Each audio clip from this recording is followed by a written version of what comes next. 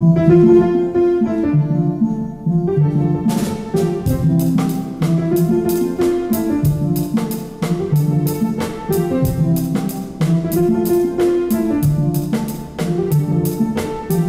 the midst of the darkness, God has sent us His light. There's no need to be anxious. He will lead in our fight. If you've been called by the Savior, you will surely win. All you have to do is listen. Let your soul take it in. There's no need to worry. Welcome, everybody, to the Trust in the Lord Hour. I'm your Trusting in the Lord for 13 years now, Captain James David, righteous rebel, exemplary, if you will, quintessential James David Manning. How's everybody doing today? We pray that all is well with you. We are in the period of the supernatural. If you were listening to Evangelist Virtuous earlier today on the Trust in the Lord Hour, I know that Angela Kane was listening to her along with several other people as well. We are in the period of the supernatural and the tearing down of giants all over everywhere. Giants are falling in the presence of the people of Almighty God.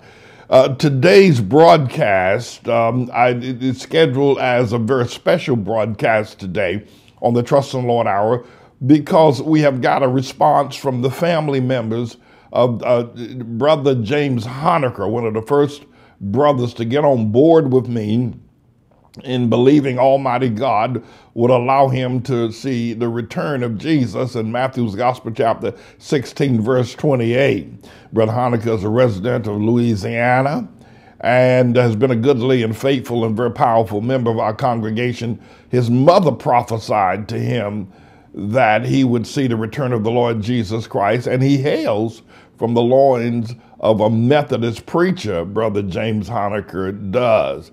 And today we wanted to be able to give this very powerful testimony of three of his children who we covered in the blanket of love. We are at the presence now where we're in Revelation chapter 3, verse 7 through 13, verse 9, where it says that Jesus loves us, so he will show the world how much he loves us.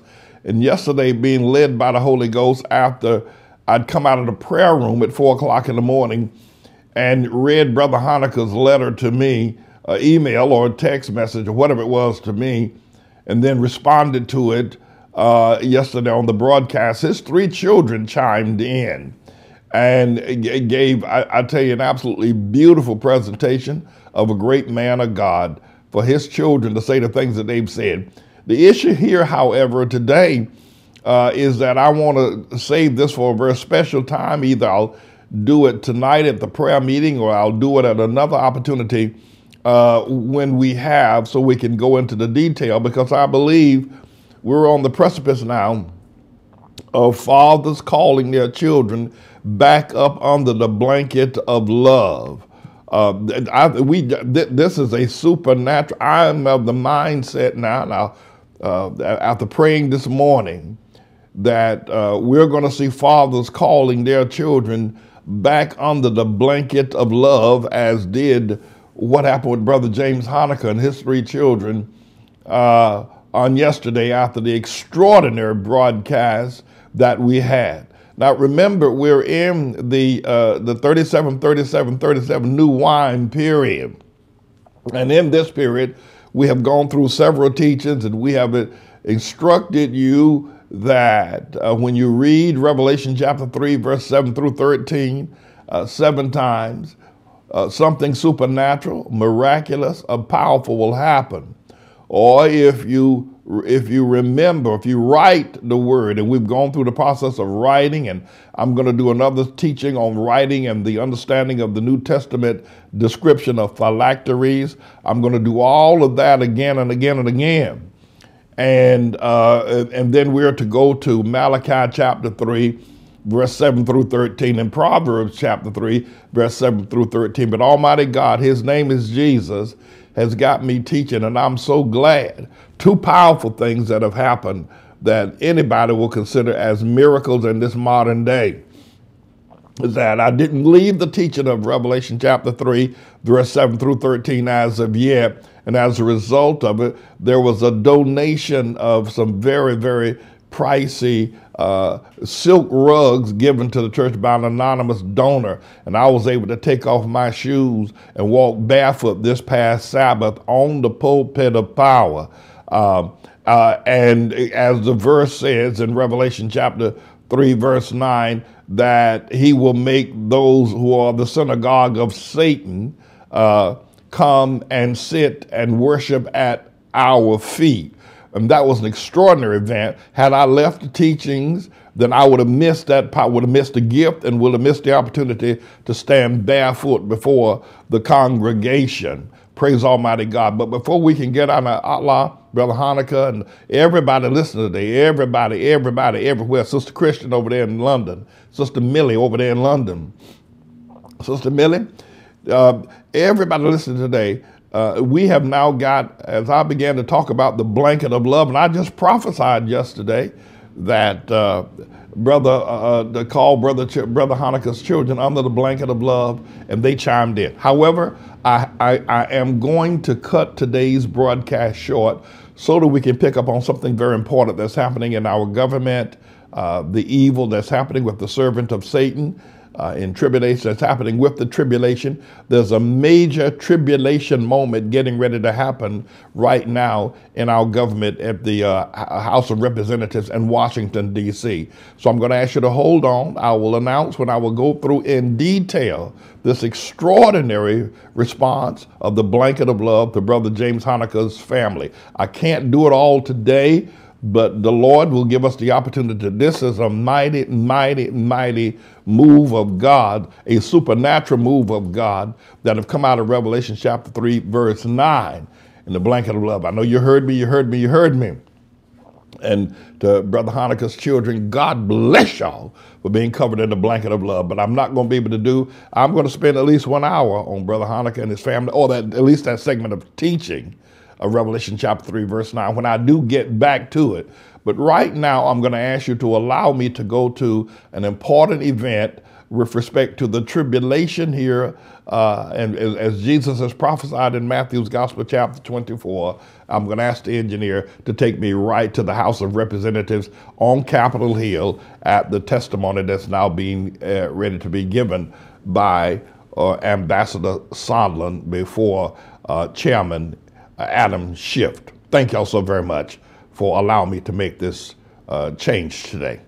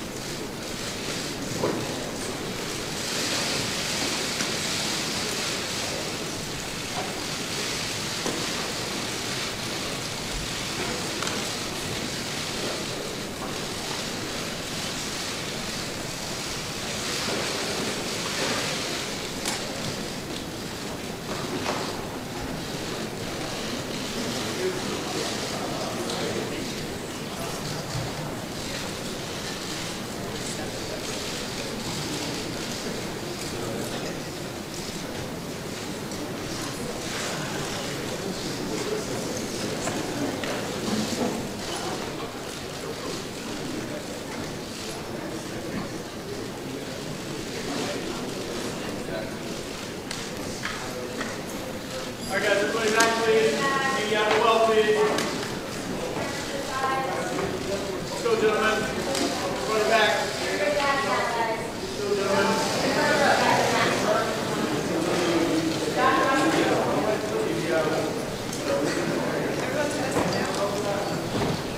Everybody on your mark, gentlemen. Down, gentlemen.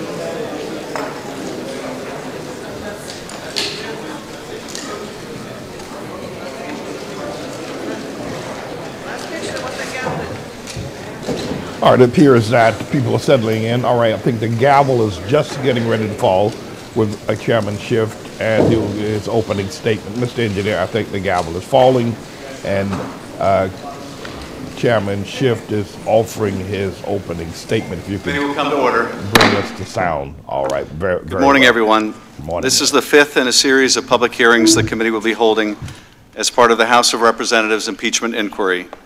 Without objection, the chair is authorized to declare a recess at any time. There is a quorum present.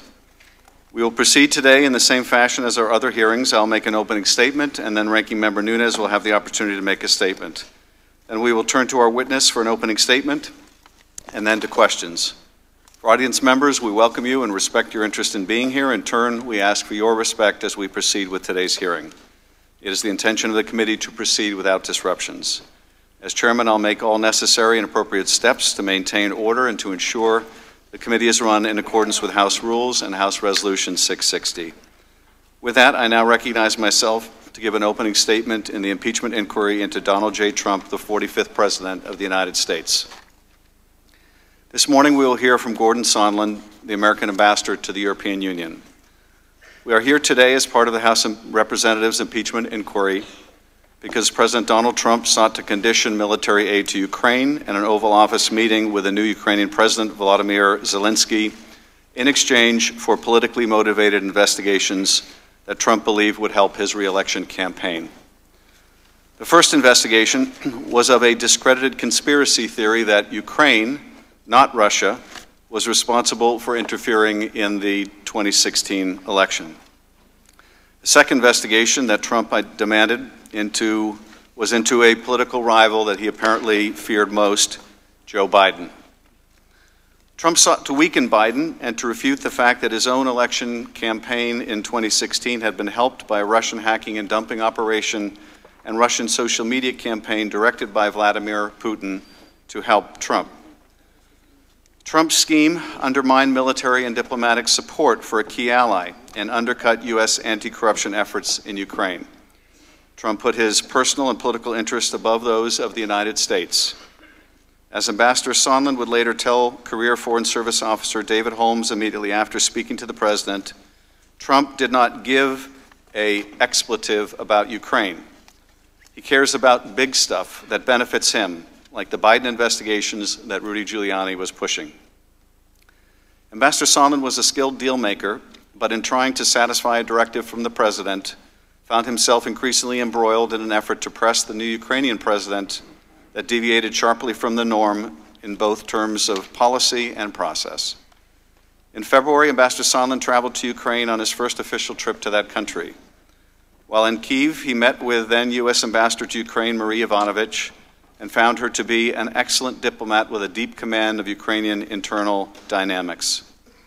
On April 21st, Zelensky was elected president of Ukraine and spoke to President Trump, who congratulated him and said he would look into attending Zelensky's inauguration, but pledged to send someone at a very, very high level.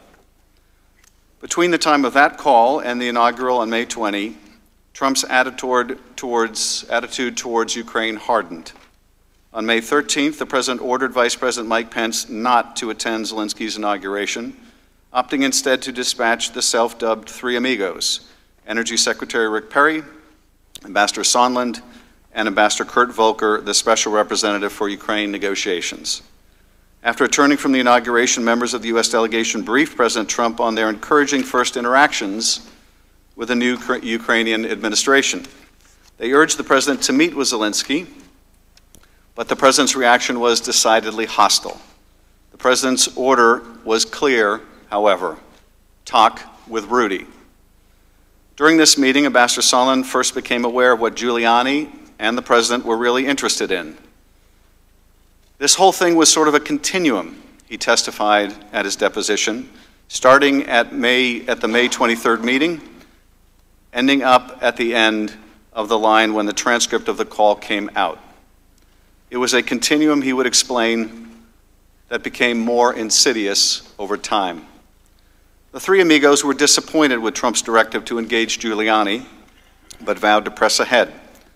Ambassador Sondland testified, "We could abandon the goal of a White House meeting for President Zelensky, which the group deemed crucial for U.S.-Ukrainian relations, or we could do as President Trump directed and talk to Mr. Giuliani to address the President's concerns.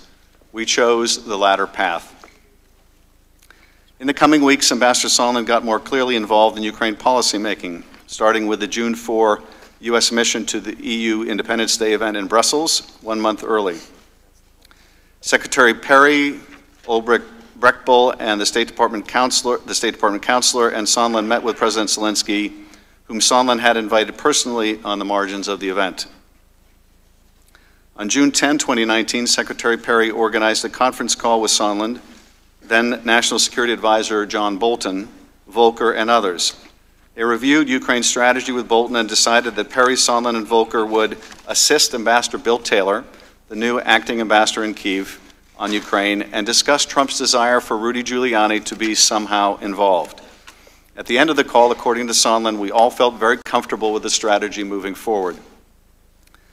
2 weeks later, on June 27th, Ambassador Sondland called Taylor to say that, quote, Zelensky needed to make clear to President Trump that he was not standing in the way of investigations. On July 10th, Ambassador Sondland and other U.S. officials met at the White House with a group of U.S. and Ukrainian officials. Participants in the meeting have told us that Ambassador Sondland invoked acting White House Chief of Staff Mick Mulvaney and said that the White House meeting sought by the Ukrainian president with Trump would happen only if Ukraine undertook certain investigations. National Security Advisor Bolton abruptly ended the meeting upon hearing this. Undeterred, Sondland brought the Ukrainian delegation downstairs to another part of the White House and was more explicit. According to witnesses, Ukraine needed to investigate the Bidens or Burisma and the 2016 election interference if they wanted to get a meeting at all. Following this meeting in July, Bolton said that he would not be part of whatever drug deal Sondland and Mulvaney are cooking up on this. Sondland continued to press for a meeting, but he and others were willing to settle for a phone call as an intermediate step. On July 21, Taylor texted Sondland that, quote, President Zelensky is sensitive about Ukraine being taken seriously, not merely as an instrument of Washington domestic re-election politics. Sondland responded, absolutely, but we need to get the conversation started and the relationship built irrespective of the pretext, so that Zelensky and Trump could meet and all of this will be fixed. On July 25th, the day of the Trump-Zelensky call, Volker had lunch in Kyiv with a senior aide to Ukrainian President Zelensky and later texted the aide to say that he'd heard from the White House, assuming President Z convinces Trump he will investigate, get to the bottom of what happened in 2016, we will nail down date for a visit to Washington. Good luck.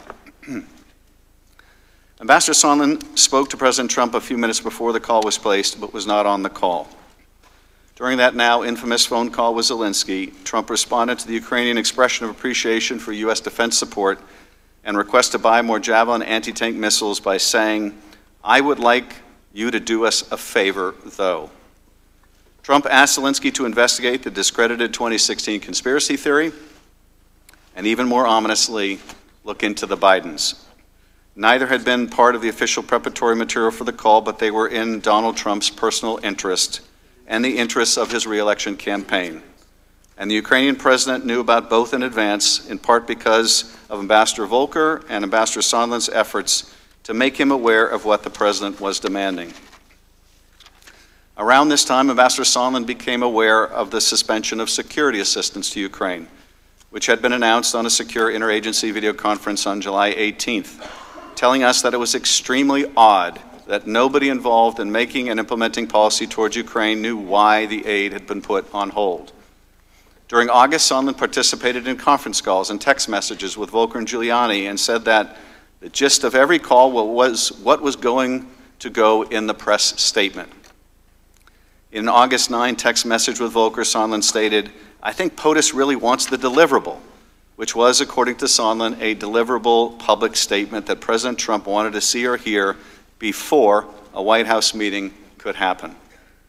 On September 1, Ambassador Sondland participated in Vice President Pence's bilateral meeting with Zelensky in Warsaw, during which Zelensky raised the suspended security assistance.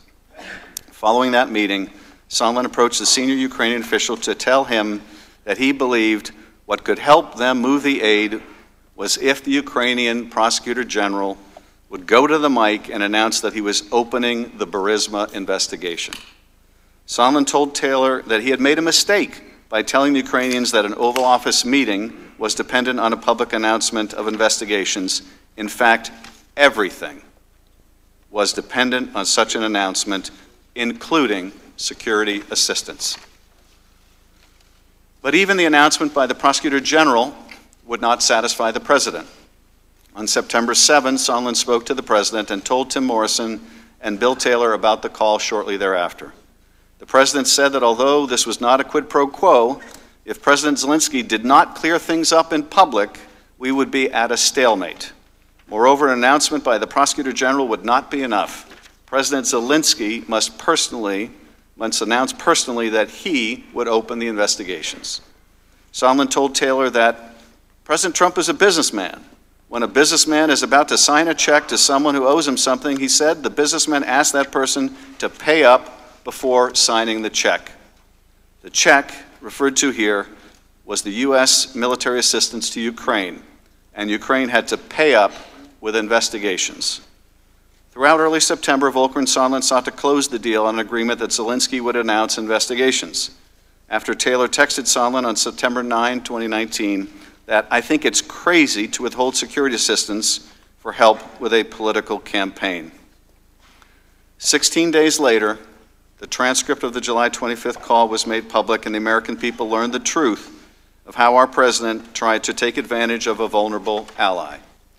Now it is up to Congress, as the people's representatives, to determine what response is appropriate.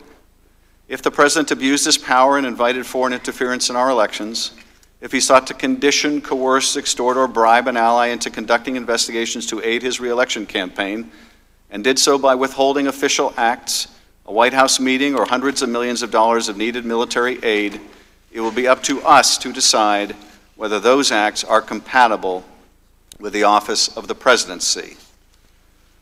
Finally, I want to say a word about the President and Secretary Pompeo's obstruction of this investigation. We have not received a single document from the State Department, and as Ambassador Sondland's opening statement today will make clear, those documents bear directly on this investigation and this impeachment inquiry. I think we know now, based on a sample of the documents attached to Ambassador Sondland's statement, that the knowledge of this scheme was far and wide and included, among others, Secretary of State Pompeo, as well as the Vice President. We can see why Secretary Pompeo and President Trump have made such a concerted and across-the-board effort to obstruct this investigation and this impeachment inquiry. And I will just say this, they do so at their own peril. I remind the President that Article 3 of the impeachment articles drafted against President Nixon was his refusal to obey the subpoenas of Congress. And with that, I recognize Ranking Member Nunes for any remarks that he would wish to make. Thank the gentleman. This is an extraordinary tribulation moment that we're witnessing story time last night. We get today, story time first thing and what this Adam morning. Schiff has just put Ambassador forward and Sondland, what we're about to hear is Glad you're unprecedented in governmental Really history, glad you're here, but welcome and especially here in to the fifth day of America. this circus. What we're As about I've to witness, noted before, the Democrats on the this committee tribulation spent 3 years is accusing President upon Trump us of being a Russian as agent. an explosion is happening March in 2018, our government with after a nation against year-long nation and kingdom investigation, against kingdom. We'll go back now to the hearing Intelligence with Committee Republicans Ranking issued Member a Devin Nunes speaking. 240-page report describing in detail how the Russians meddled in the 2016 elections and making specific recommendations to improve our election security. Denouncing the report as a whitewash and accusing Republicans of subverting the investigation, the Democrats issued their own report, focusing on their now debunked conspiracy theory that the Trump campaign colluded with Russia to hack the elections. Notably, the Democrats vowed at the time to present a further, quote, comprehensive report, unquote, after they finished their investigation into Trump's treasonous collusion with Russia.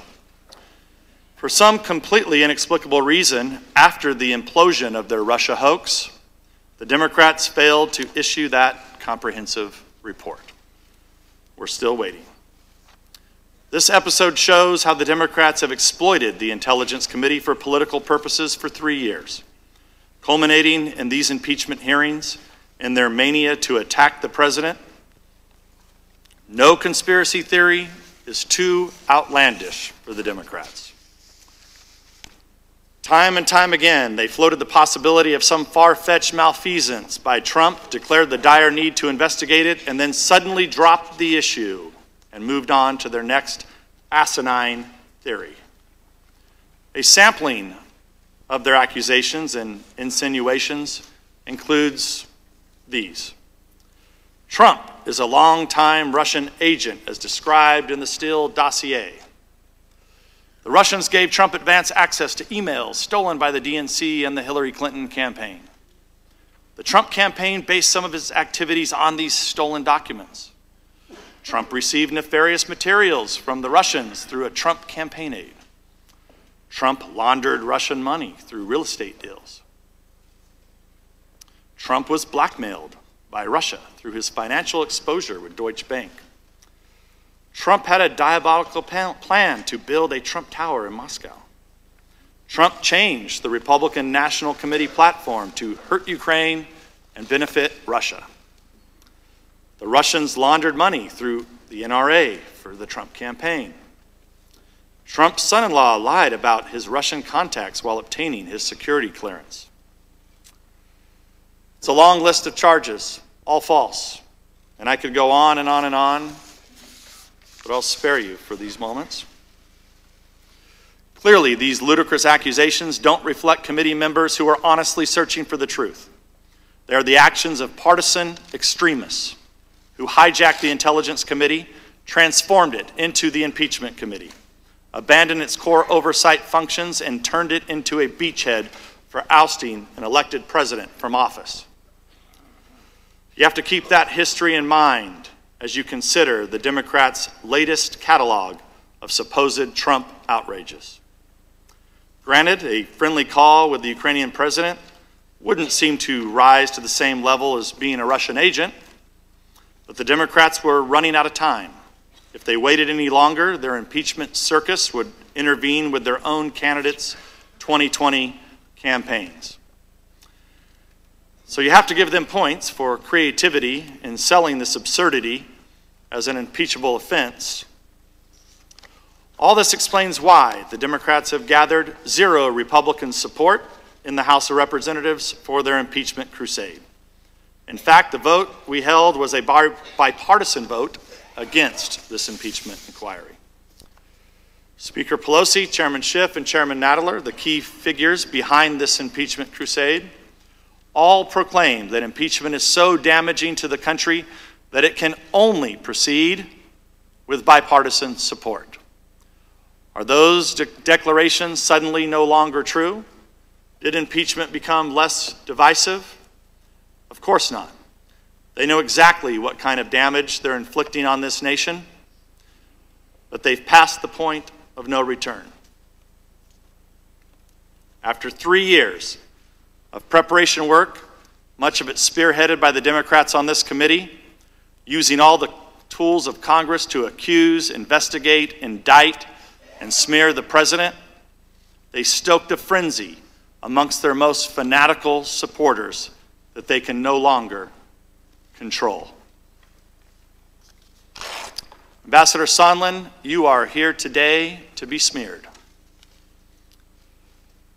But you'll make it through it, and I appreciate your service to this country, and I'm sorry that you've had to go through this.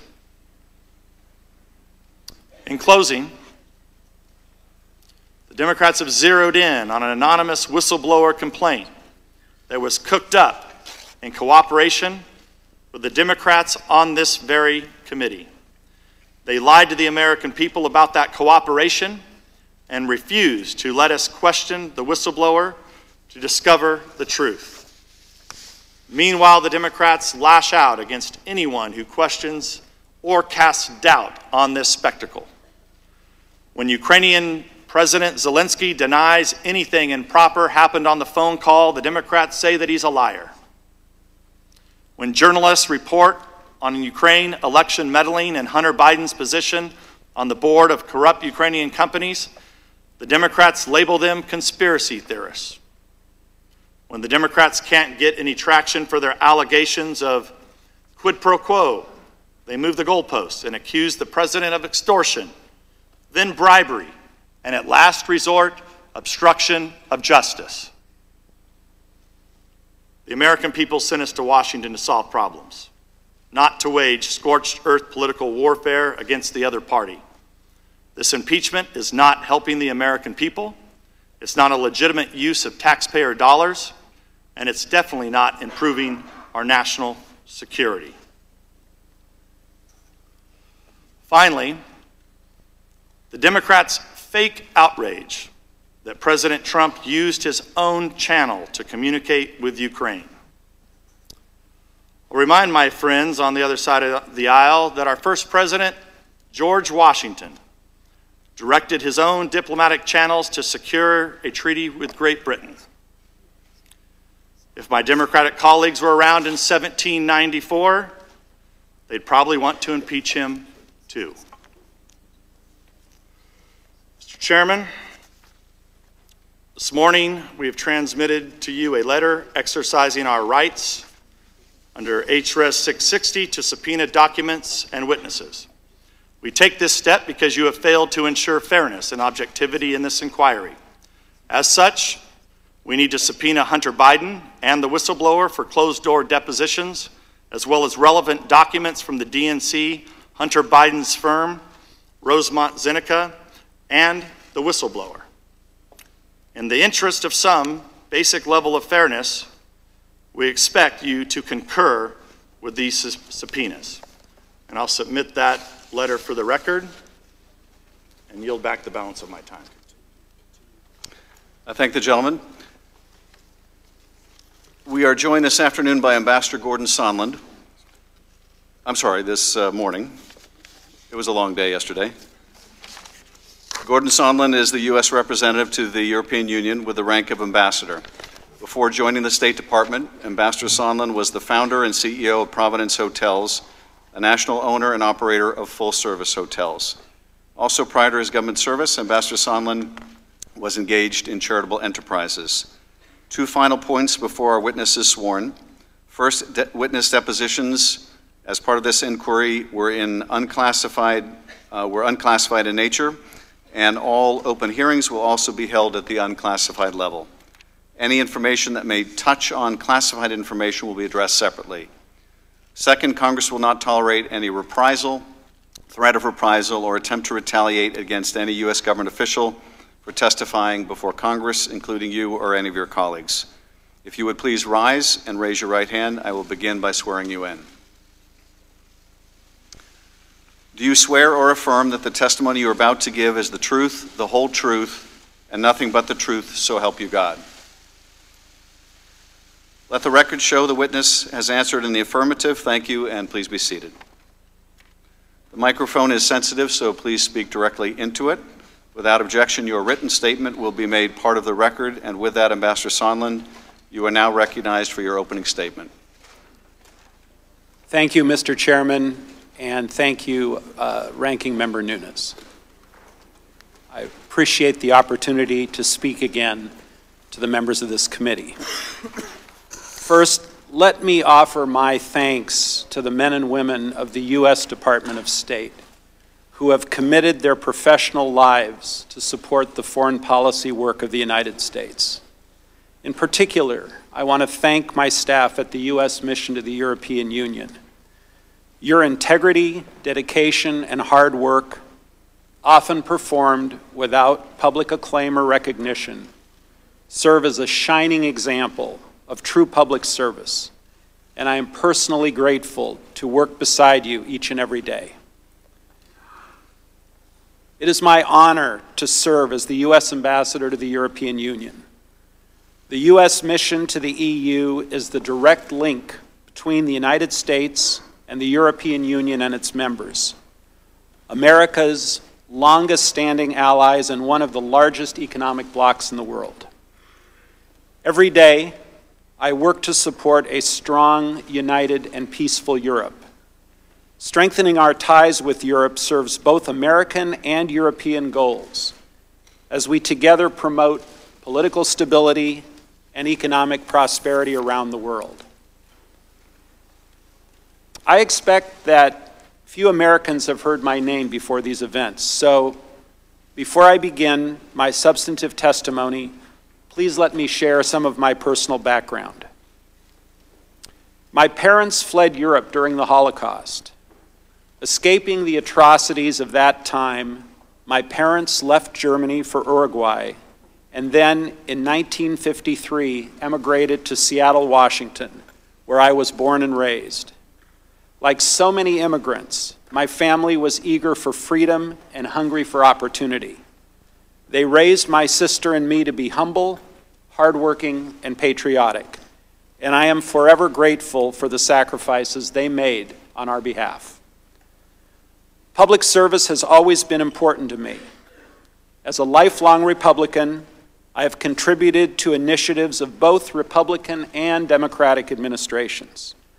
In 2003, I served as a member of the transition team for Oregon Democratic Governor Ted Kulongoski. Governor Kulongoski also appointed me to serve on various statewide boards. In 2007, President George W. Bush appointed me as a member of the Commission on White House Fellows. I worked with President Bush on charitable events for his foundation's military service initiative, and I also worked briefly with former Vice President Joe Biden's office in connection with the Vice President's nationwide anti-cancer initiative at a local Northwest hospital. And of course, the highest honor in my public life came when President Trump asked me to serve as the United States Ambassador to the European Union. The Senate confirmed me as an ambassador on a bipartisan voice vote, and I assumed the role in Brussels on July 9th, 2018. Although today is my first public testimony on the Ukraine matters, this is not my first time cooperating with this committee. As you know, I've already provided 10 hours of deposition testimony, and I did so despite directives from the White House and the State Department that I refused to appear, as many others have done. I agreed to testify because I respect the gravity of the moment, and I believe I have an obligation to account fully for my role in these events. But I also must acknowledge that this process has been challenging, and in many respects, less than fair. I have not had access to all of my phone records, State Department emails, and many, many other State Department documents. And I was told I could not work with my EU staff to pull together the relevant files and information. Having access to the State Department materials would have been very helpful to me in trying to reconstruct with whom I spoke and met, and when and what was said. As ambassador, I've had hundreds of meetings and calls with individuals, but I'm not a note taker or a memo writer. Never have been. My job requires that I speak with heads of state, senior government officials, members of the cabinet, the president, almost each and every day. Talking with foreign leaders might be memorable to some people, but this is my job. I do it all the time. My lawyers and I have made multiple requests to the State Department and the White House for these materials. Yet these materials were not provided to me, and they have also refused to share these materials with this committee. These documents are not classified, and in fairness, should have been made available. In the absence of these materials, my memory, admittedly, has not been perfect. And I have no doubt that a more fair, open, and orderly process of allowing me to read the State Department records and other materials would have made this process far more transparent. I don't intend to repeat my prior opening statement or attempt to summarize 10 hours of previous deposition testimony. However, a few critical points have been obscured by noise over the last few days and weeks, and I'm worried that the bigger picture is being ignored. So let me make a few key points. First, Secretary Perry, Ambassador Volker, and I worked with Mr. Rudy Giuliani on Ukraine matters at the express direction of the President of the United States. We did not want to work with Mr. Giuliani. Simply put, we were playing the hand we were dealt. We all understood that if we refused to work with Mr. Giuliani, we would lose a very important opportunity to cement relations between the United States and Ukraine. So we followed the President's orders. Second, although we disagreed with the need to involve Mr. Giuliani, at the time we did not believe that his role was improper. As I previously testified, if I had known of all of Mr. Giuliani's dealings or his associations with individuals, some of whom are now under criminal indictment, I personally would not have acquiesced to his participation. Still, given what we knew at the time, what we were asked to do did not appear to be wrong. Third, let me say, precisely because we did not think that we were engaging in improper behavior, we made every effort to ensure that the relevant decision makers at the National Security Council and the State Department knew the important details of our efforts.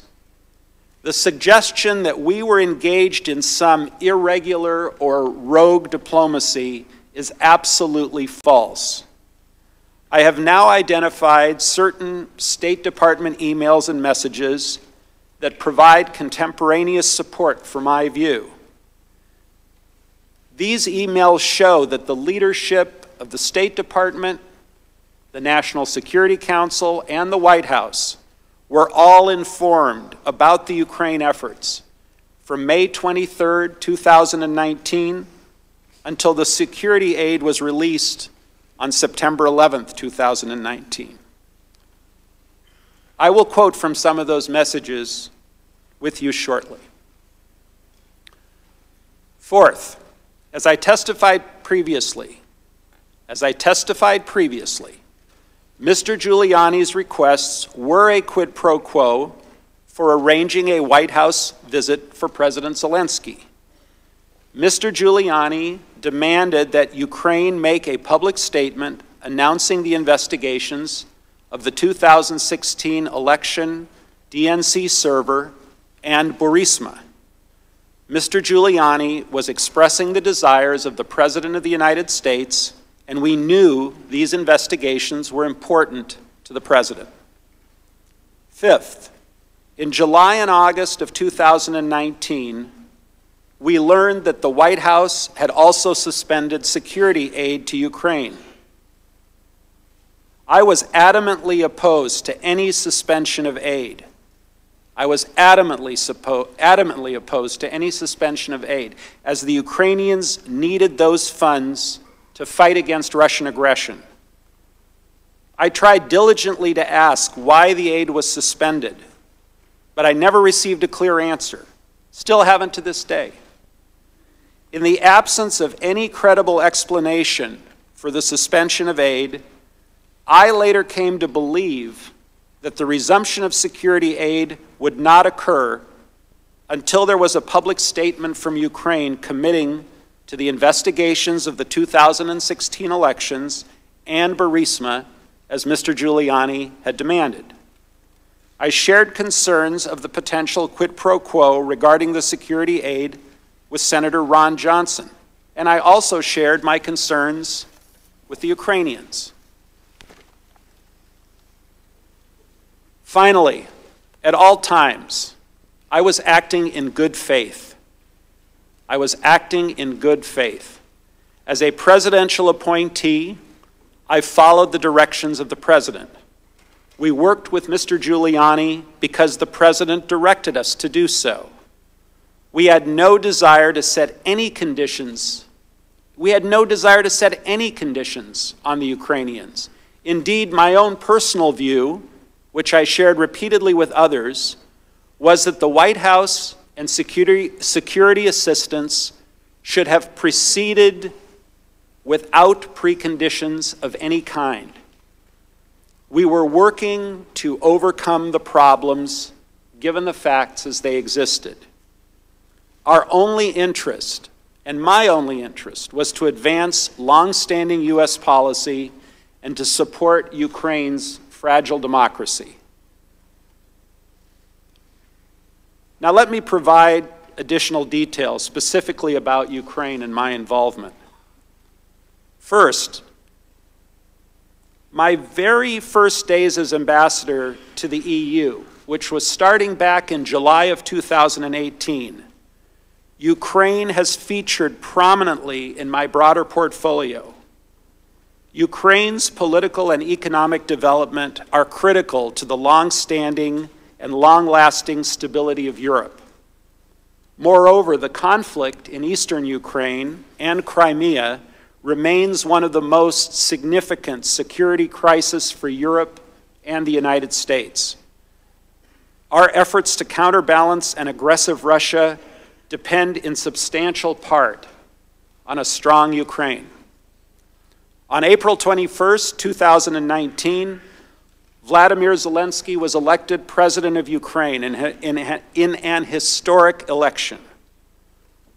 With the express support of Secretary Pompeo, I attended President Zelensky's inauguration on May 20th as part of the U.S. delegation, which was led by Energy Secretary Rick Perry.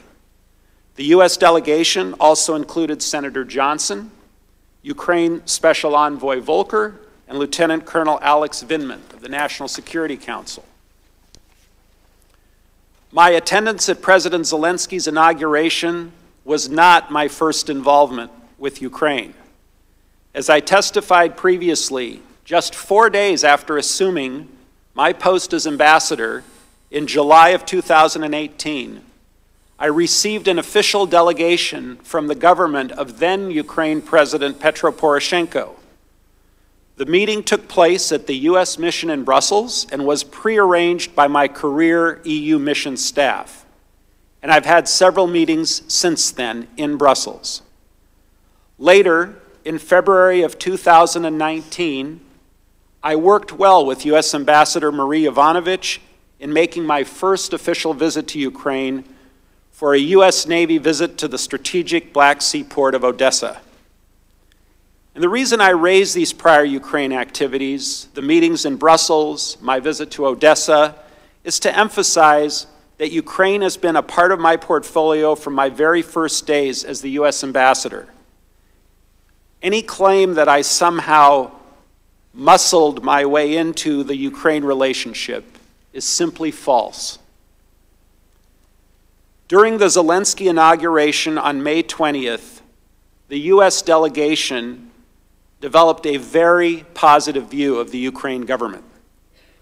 We were impressed by President Zelensky's desire to promote a stronger relationship with the United States.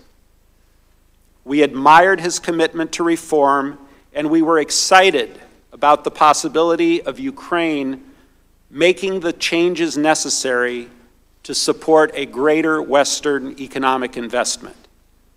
And we were excited that Ukraine might, after years and years of lip service, finally get serious about addressing its own well-known corruption problems. With that enthusiasm, we returned to the White House on May 23rd to brief President Trump. We advised the President of the strategic importance of Ukraine and the value of strengthening the relationship with President Zelensky. To support this reformer, we asked the White House for two things. First, a working phone call between Presidents Trump and Zelensky, and second, a working Oval Office visit. In our view, both were vital to cementing the U.S.-Ukraine relationship, demonstrating support for Ukraine in the face of Russian aggression, and advancing broader U.S. foreign policy interests. Unfortunately, President Trump was skeptical. He expressed concerns that the Ukrainian government was not serious about reform, and he even mentioned that Ukraine tried to take him down in the last election. In response to our persistent efforts in that meeting to change his views, President Trump directed us to, quote, talk with Rudy.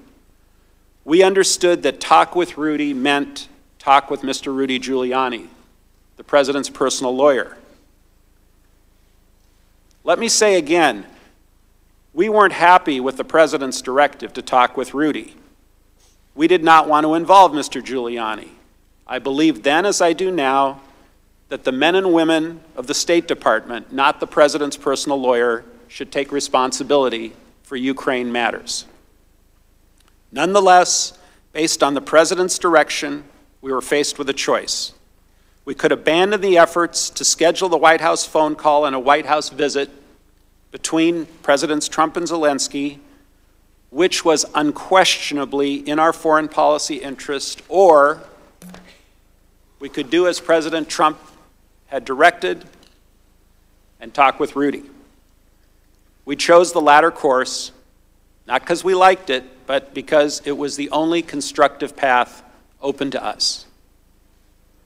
Over the course of the next several months, Secretary Perry, Ambassador Volker, and I were in communication with Mr. Giuliani. Secretary Perry volunteered to make the initial calls with Mr. Giuliani, given their prior relationship. Ambassador Volker made several of the early calls and generally informed us of what was discussed. I first communicated with Mr. Giuliani in early August, several months later. Mr. Giuliani emphasized that the president wanted a public statement from President Zelensky committing Ukraine to look into the corruption issues. Mr. Giuliani specifically mentioned the 2016 election, including the DNC server, and Burisma as two topics of importance to the president. We kept the leadership of the State Department and the NSC informed of our activities, and that included communications with Secretary of State Pompeo, his counselor Ulrich Brechtbull, his executive secretary Lisa Kenna, and also communications with Ambassador Bolton, Dr. Hill, Mr. Morrison, and their staff at the NSC. They knew what we were doing and why. On July 10th, 2019, senior Ukrainian national security officials met with Ambassador Bolton, Ambassador Volker, Dr. Hill, Secretary Perry, myself, and several others in Washington, D.C. During that meeting, we all discussed the importance of the two action items I identified earlier. One, a working phone call, and two, a White House meeting between Presidents Trump and Zelensky. From my perspective, the July 10th meeting was a positive step toward accomplishing our shared goals. While I am now aware of accounts of the meeting from Dr. Hill and Lieutenant Colonel Vindman, their recollections of those events simply don't square with my own, or with those of Ambassador Volker or Secretary Perry. I recall mentioning the prerequisite of investigations before any White House call or meeting, but I do not recall any yelling or screaming or abrupt terminations as others have said. Instead, after the meeting, Ambassador Bolton walked outside with our group, and we all took some great pictures together outside on the White House lawn. More important, those recollections of protests do not square with the documentary record of our interactions with the NSC in the days and weeks that followed. We kept the NSC apprised of our efforts, including, specifically, our efforts to secure a public statement from the Ukrainians that would satisfy President Trump's concerns. For example, on July 13th, and this is 3 days after that July 10th meeting, I emailed Tim Morrison. He had just taken over Dr. Hill's post as the NSC Eurasia Director, and I met him that day for the first time. I wrote to Mr. Morrison with these words: The call between Zelensky and POTUS, President of the United States, should happen before 7/21, which is the parliamentary elections in Ukraine. Sole purpose is for Zelensky to give POTUS assurances of new sheriff in town, corruption ending, unbundling moving forward, and I emphasize, any hampered investigations will be allowed to move forward transparently. Goal is for POTUS to invite him to Oval. Volker, Perry, Bolton, and I strongly recommend. Mr. Morrison acknowledged and said thank you, and specifically noted that he was tracking these issues. Again, there was no secret regarding moving forward and the discussion of investigations. Moreover, I've reviewed other State Department documents, some of which are not currently in the public domain, detailing Mr. Giuliani's efforts. For example, on July 10th, the very same day that Ambassador Volker, Secretary Perry, and I were meeting with the Ukraine officials in Washington, Ambassador Taylor received a communication that Mr. Giuliani was still talking with Ukrainian prosecutor Yuri Lutsenko. In WhatsApp messages with Ambassador Volker and I, Ambassador Taylor wrote to us as follows: "Just had a meeting with Andrei and Vadim," referring to Ukraine Foreign Minister Vadim Prystaiko. Taylor said the Ukrainians were, quote, very concerned about what Lutsenko told them, that according to RG, meaning Rudy Giuliani, the Zelensky-POTUS meeting will not happen. Volker responded, "Good grief, please tell Vadim to let the official U.S. government representatives speak for the U.S. Lutsenko has his own self-interest here." Taylor confirmed that he had communicated that message to the Ukrainians, and he added, "I briefed Ulrich this afternoon on this," referring to State Department Counselor Ulrich Brechtbull. Again, everyone's in the loop. Three things are critical about this WhatsApp exchange. First, while the Ukrainians were in Washington at the White House, Mr. Giuliani was communicating with the Ukrainians without our knowledge. Ambassador Taylor, Ambassador Volker, and I were all surprised by this. Second, Mr. Giuliani was communicating with the reportedly corrupt Ukrainian prosecutor Lutsenko and discussing whether a Zelensky-Trump meeting was going to happen, again without our knowledge. And third, with this alarming news, Ambassador Taylor briefed Ulrich Brechtbull, who is the counselor to Secretary of State Pompeo. And even as late as September 24th of this year, Secretary Pompeo was directing Kurt Volker to speak with Mr. Giuliani. In a WhatsApp message, Kurt Volker told me in part, "Spoke with Rudy per guidance from S." S is the State Department's official designator for the Secretary. "Spoke with Rudy per guidance from S." Look, we tried our best to fix the problem while keeping the State Department and the NSC closely apprised of the challenges we faced. On July 25th, Presidents Trump and Zelensky had their official call. I was not on the call, and I don't think I was invited to be on the call. In fact, I first read the transcript on September 25th, the day it was publicly released. All I had heard at that time was that the call had gone well. Looking back, I find it very odd, that neither I, nor Ambassador Taylor, nor Ambassador Volker ever received a detailed readout of that call with the Biden references. Now, there are people who say they had concerns about the call, but no one shared any concerns about the call with me at the time, which frankly would have been very helpful to know.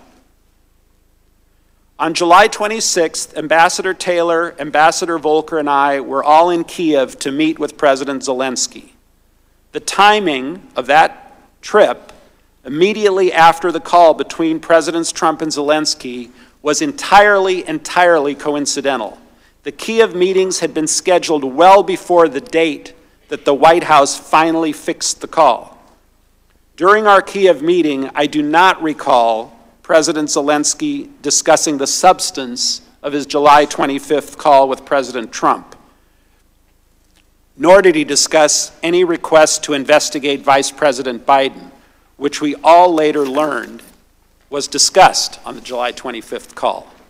And this is consistent with the reported comments from Ambassadors Volker and Taylor. After the Zelensky meeting, I also met with Zelensky's senior aide, Andrei Yermak. I don't recall the specifics of our conversation, but I believe the issue of investigations was probably a part of that agenda or meeting. Also, on July 26, shortly after our Kiev meetings, I spoke by phone with President Trump. The White House, which has finally shared certain call dates and times with my attorneys, confirms this. The call lasted 5 minutes. I remember I was at a restaurant in Kiev, and I have no reason to doubt that this conversation included the subject of investigations. Again, given Mr. Giuliani's demand that President Zelensky make a public statement about investigations, I knew that investigations were important to President Trump. We did not discuss any classified information. Other witnesses have recently shared their recollection of overhearing this call. For the most part, I have no reason to doubt their accounts. It's true that the President speaks loudly at times, and it's also true, I think we primarily discussed ASAP Rocky. It's true that the President likes to use colorful language. Anyone who has met with him for any reasonable amount of time knows this. While I cannot remember the precise details, again, the White House has not allowed me to see any readouts of that call, and the July 26 call did not strike me as significant at the time. Actually, I would have been more surprised if President Trump had not mentioned investigations, particularly given what we were hearing from Mr. Giuliani about the President's concerns. However, I have no recollection of discussing Vice President Biden or his son on that call or after the call ended. I know that members of this committee frequently frame these complicated issues in the form of a simple question. Was there a quid pro quo? As I testified previously, with regard to the requested White House call and the White House meeting, the answer is yes. Mr. Giuliani conveyed to Secretary Perry, Ambassador Volker, and others that President Trump wanted a public statement from President Zelensky committing to investigations of Burisma and the 2016 election. Mr. Giuliani expressed those requests directly to the Ukrainians, and Mr. Giuliani also expressed those requests directly to us. We all understood that these prerequisites for the White House call and the White House meeting reflected President Trump's desires and requirements. Within my State Department emails, there is a July 19th email. This email was sent to Secretary Pompeo, Secretary Perry, Brian McCormick, who is Secretary Perry's Chief of Staff at the time, Ms. Kenna, who is the Executive Secretariat for Secretary Pompeo, Chief of Staff Mulvaney, and Mr. Mulvaney's senior advisor, Rob Blair. A lot of senior officials. Here is my exact quote from that email. I talked to Zelensky just now. He is prepared to receive POTUS's call.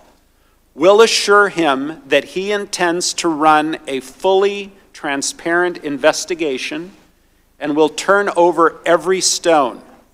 He would greatly appreciate a call prior to Sunday so that he can put out some media about a friendly and productive call, no details, prior to Ukraine election on Sunday. Chief of Staff Mulvaney responded, "I asked the NSC to set it up for tomorrow." Everyone was in the loop. It was no secret. Everyone was informed via email on July 19th, days before the presidential call. As I communicated to the team, I told President Zelensky in advance that assurances to run a fully transparent investigation and turn over every stone were necessary in his call with President Trump. On July 19th, in a WhatsApp message between Ambassador Taylor, Ambassador Volker, and me, Ambassador Volker stated, "Had breakfast with Rudy this morning." That's Ambassador Volker and Rudy Giuliani. "Teeing up call with Yermak Monday." That's Senior Advisor Andrei Yermak. "Must have helped. Most important is for Zelensky to say that he will help investigation and address any specific personnel issues, if there are any." On August 10th, the next day, Mr. Yermak texted me, "Once we have a date," which is a date for the White House meeting, "we will call for a press briefing announcing upcoming visit and outlining vision for the reboot of the U.S.-Ukraine relationship, including, among other things, Burisma and election meddling in investigations." This is from Mr. Yermak to me. The following day, August 11th, and this is critical, I sent an email to Councilor Breckbull and Lisa Kenna. Lisa Kenna was frequently used as the pathway to Secretary Pompeo, as sometimes he preferred to receive his emails through her. She would print them out and put them in front of him. With the subject Ukraine, I wrote, "Mike," referring to Mike Pompeo, "Kurt and I negotiated a statement from Zelensky to be delivered for our review in a day or two. The contents will hopefully make the boss happy enough," the boss being the president, "to authorize an invitation. Zelensky plans to have a big press conference on the openness subject, including specifics next week," all of which referred to the 2016 and the Burisma. Ms. Kenna replied, "Gordon, I'll pass to the secretary. Thank you." Again, everyone was in the loop. Curiously, and this was very interesting to me, on August 26th, shortly before his visit to Kiev, Ambassador Bolton's office requested Mr. Giuliani's contact information from me. I sent Ambassador Bolton the information directly. They requested Mr. Giuliani's contact information on August 26th. I was first informed that the White House was withholding security aid to Ukraine during conversations with Ambassador Taylor on July 18th, 2019.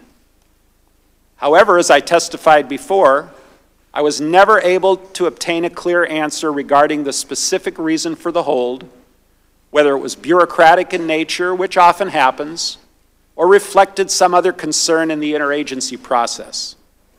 I never participated in any of the subsequent DOD or DOS review meetings that others have described, so I can't speak to what was discussed in those meetings. Nonetheless, before the September 1st Warsaw meeting, the Ukrainians had become aware that security funds had yet to be dispersed.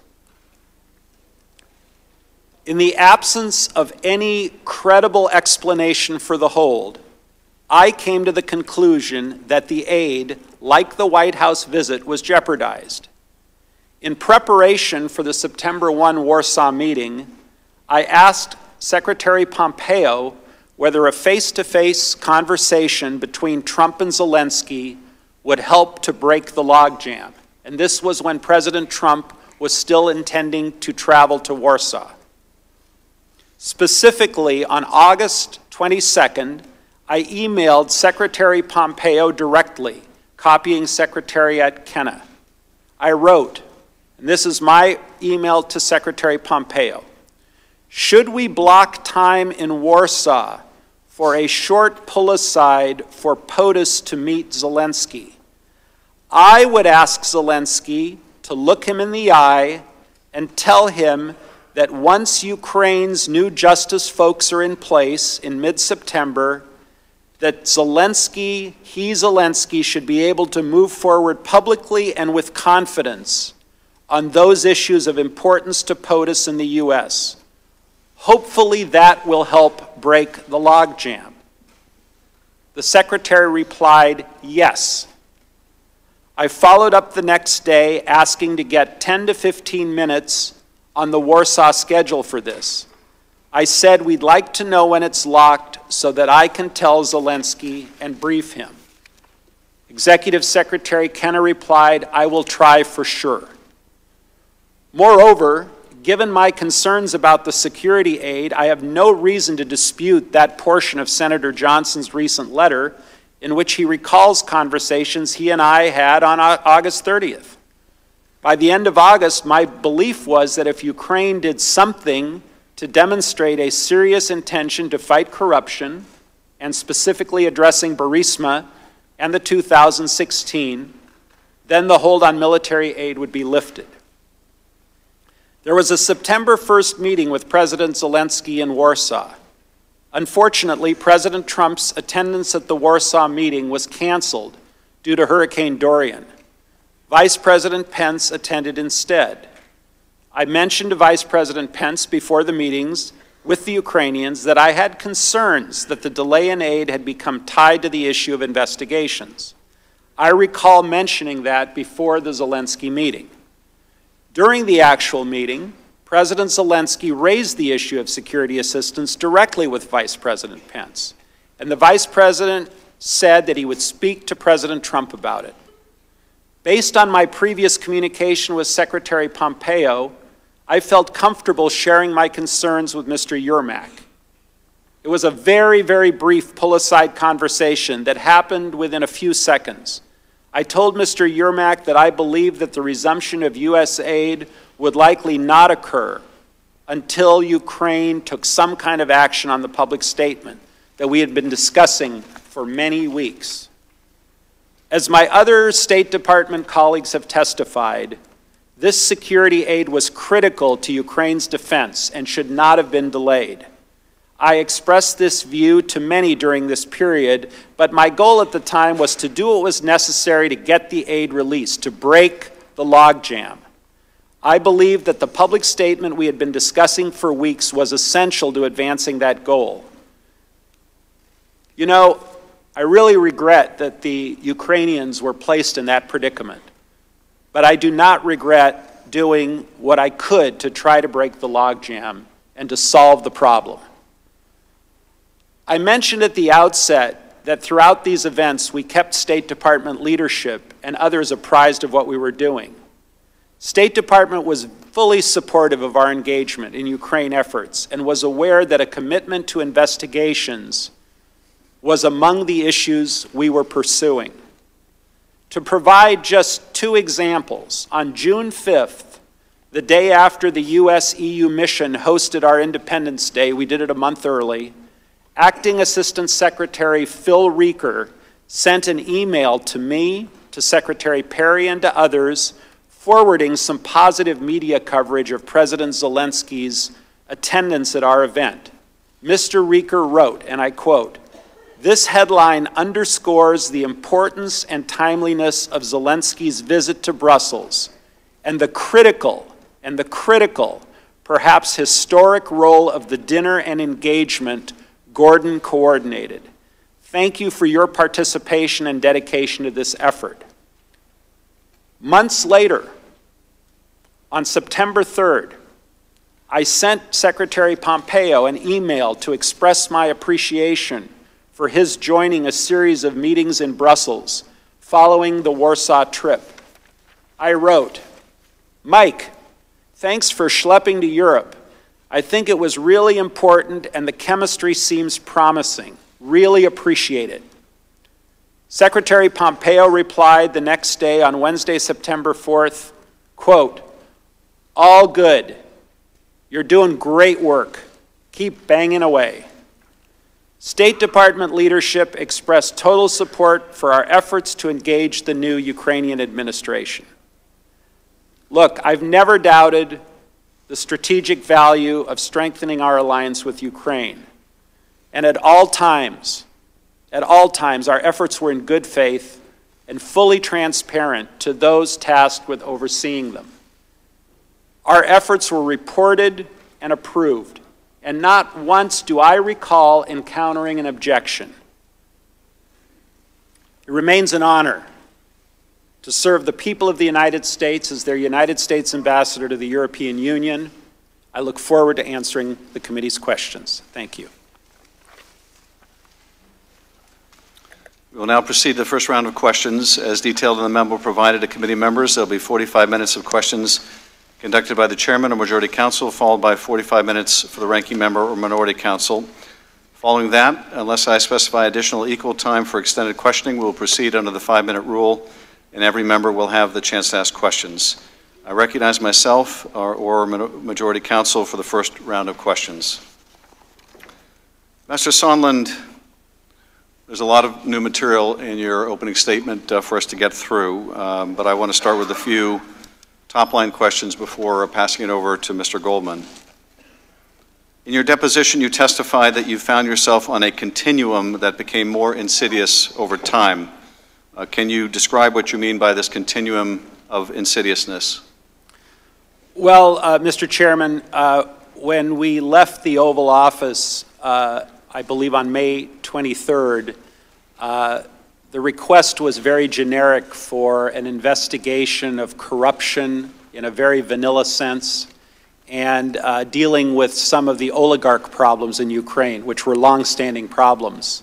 And then as time went on, more specific items got added to the menu, including the Burisma and 2016 election meddling specifically, the DNC server specifically, and over this continuum, it became more and more difficult to secure the White House meeting because more conditions were being placed on the White House meeting.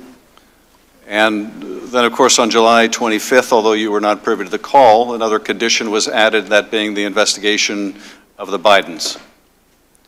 I was not privy to the call, and I did not know that the condition of investigating the Bidens was a condition.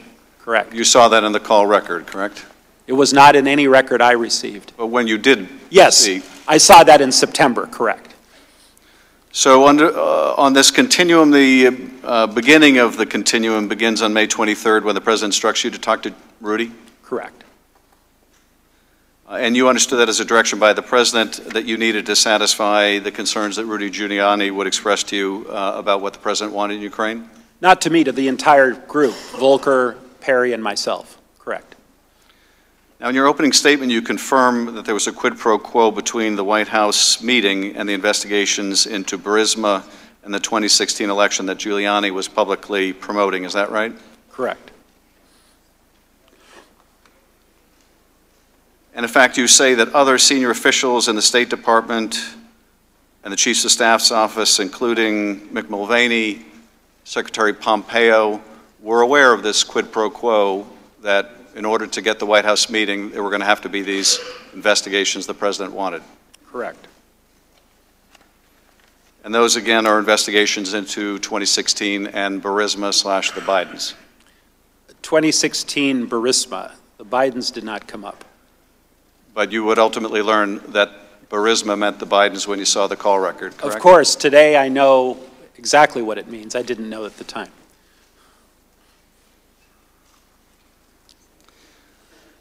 And then on July 26th, you confirm you did indeed have the conversation with President Trump from a restaurant in Kyiv that David Holmes testified about last week. Is that right? Correct. And you have no reason to doubt Mr. Holmes' recounting of your conversation with the President? The only part of Mr. Holmes' recounting that I take exception with is I do not recall mentioning the Bidens. That did not enter my mind. It was Burisma in 2016 elections. You have no reason to believe that Mr. Holmes would make that up, if that's what he recalls you saying? You have no reason to question that, do you? I don't recall saying Biden. I never recall saying Biden. But the rest of Mr. Holmes' recollection is consistent with your own? Well, I can't testify as to what Mr. Holmes might or might not have heard through the phone. I don't know how he heard the conversation. Are you familiar with his testimony? Vaguely, yes. And the only exception you take is to the mention of the name Biden? Correct.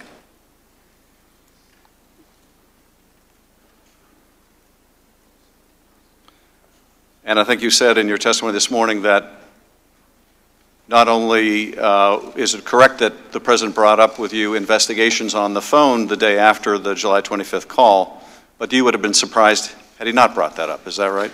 Right, because we had been hearing about it from Rudy, and we presumed Rudy was getting it from the President. So it seemed like a logical conclusion.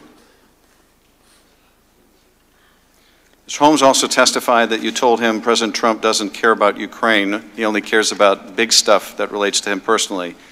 I take it from your comment you don't dispute that part of the conversation.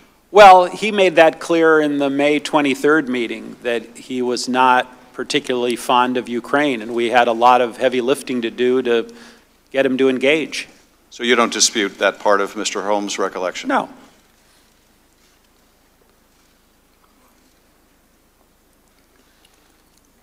In August, when you worked with Rudy Giuliani and a top Ukrainian aide to draft a public statement for President Zelensky to issue that includes the announcement of investigations into Burisma, you understood that was required by President Trump before he would grant a White House meeting to President Zelensky? That's correct. And the Ukrainians understood that as well? I believe they did. And you informed Secretary Pompeo about that statement as well? I did. Later in August, you told Secretary Pompeo that President Zelensky would be prepared to tell President Trump that his new justice officials would be able to announce matters of interest to the President, which could break the logjam. When you say matters of interest to the President, you mean the investigations that President Trump wanted. Is that right? Correct. And that involved 2016 and Burisma or the Bidens? 2016 and Burisma. And when you're talking here about breaking the logjam, you're talking about the logjam over the security assistance, correct? I was talking logjam generically because nothing was moving. But that included the security assistance, did it not? Correct. And based on the context of that email, this was not the first time you had discussed these investigations with Secretary Pompeo, was it? No. He was aware of the connections that you were making between the investigations and the White House meeting and security assistance? Yes. Did he ever take issue with you and say, no, that connection is not there or you're wrong? Not that I recall.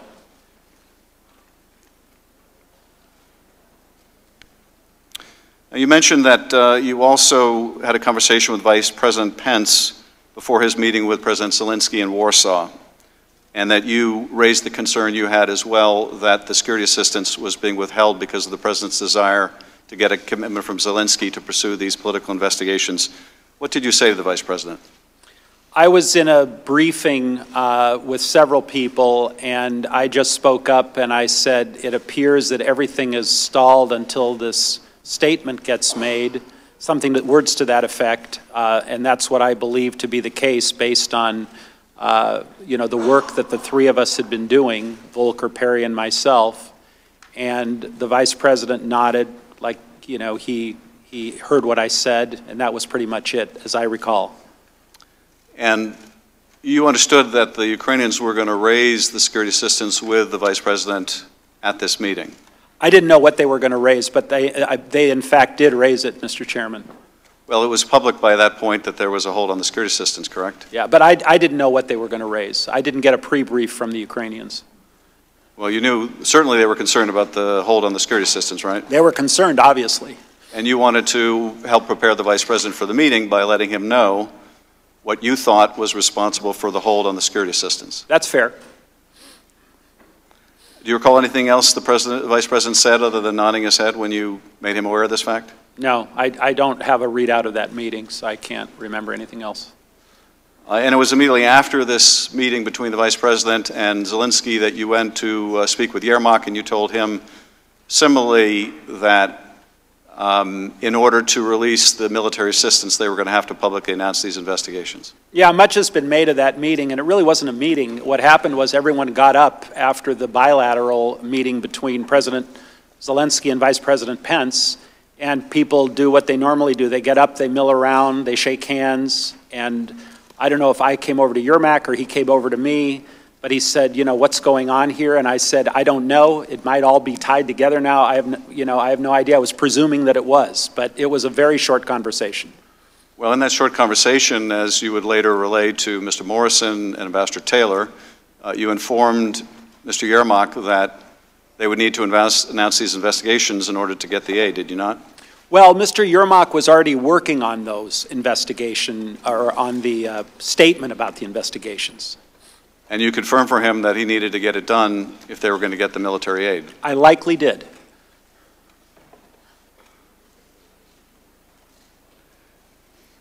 Mr. Morrison and Ambassador Taylor have also related a conversation you had with the President following the Warsaw meeting, in which the President relayed to you that there was no quid pro quo, but nevertheless, unless Zelensky went to the mic and announced these investigations, there would be a stalemate over the aid.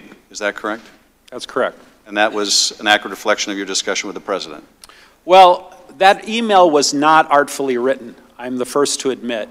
What I was trying to convey to Ambassador Taylor after his frantic emails to me and to others about the security assistance, which, by the way, I agreed with him. I thought it was a very bad idea to hold that money.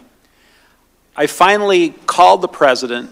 I believe it was on the 9th of September. I can't find the records, and they won't provide them to me.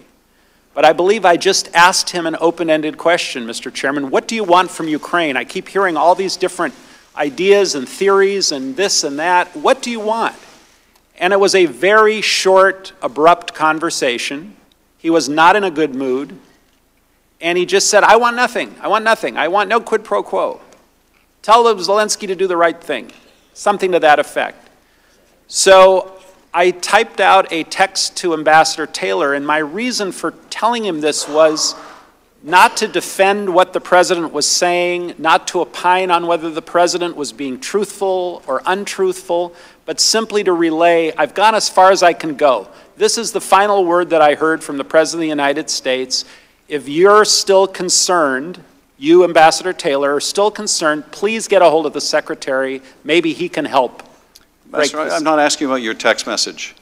I'm asking about your conversations with Mr. Morrison and Ambassador Taylor after you spoke with the President, either in that call or in a different call. I'm confused, Mr. Chairman. Which conversations with Mr. Morrison and Mr. Taylor? Well, Mr. Morrison testified that you related a conversation you had with the President in which the President told you no quid pro quo, but President Zelensky must go to a microphone and announce these investigations, and that he should want to. Similarly, you told Ambassador Taylor that while the President said no quid pro quo, unless Zelensky announced these investigations, they would be at a stalemate, presumably a stalemate over the military assistance. Do you have any reason to question those conversations that Mr. Morrison and Ambassador Taylor took notes about? Well, I think it's tied to my text, Mr. Chairman, because in my text I think I said something to the effect that he wants Zelensky to do what he ran on, I believe, is transparency, et cetera, which was my clumsy way of saying he wanted these announcements to be made. Again, Ambassador, I'm not asking about your text message. I'm asking about what you relayed to Ambassador Taylor and Mr. Morrison about your conversation with the President. Do you have any reason to question their recollection of what you told them? All I can say is that I expressed what I told, or what the President told me in that text. And if I had relayed anything other than what was in that text, I don't recall. You don't recall? I don't recall. You have no reason to question Ambassador Taylor or Mr. Morrison of what they wrote in their notes about your conversation with them? Could you kindly repeat what they wrote?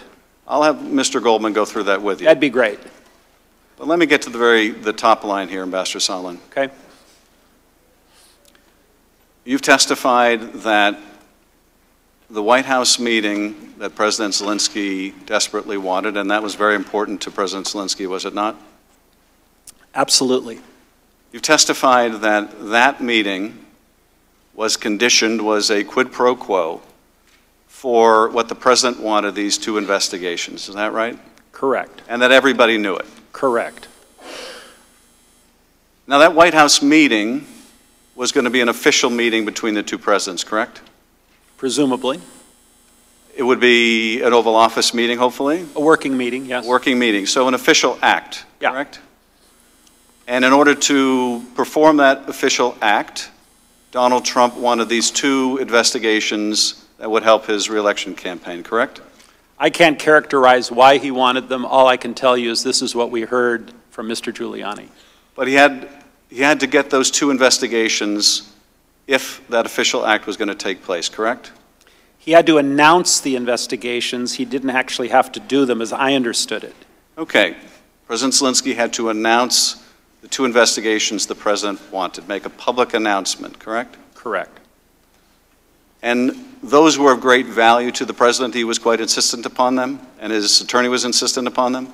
I don't want to characterize whether they are value or not value.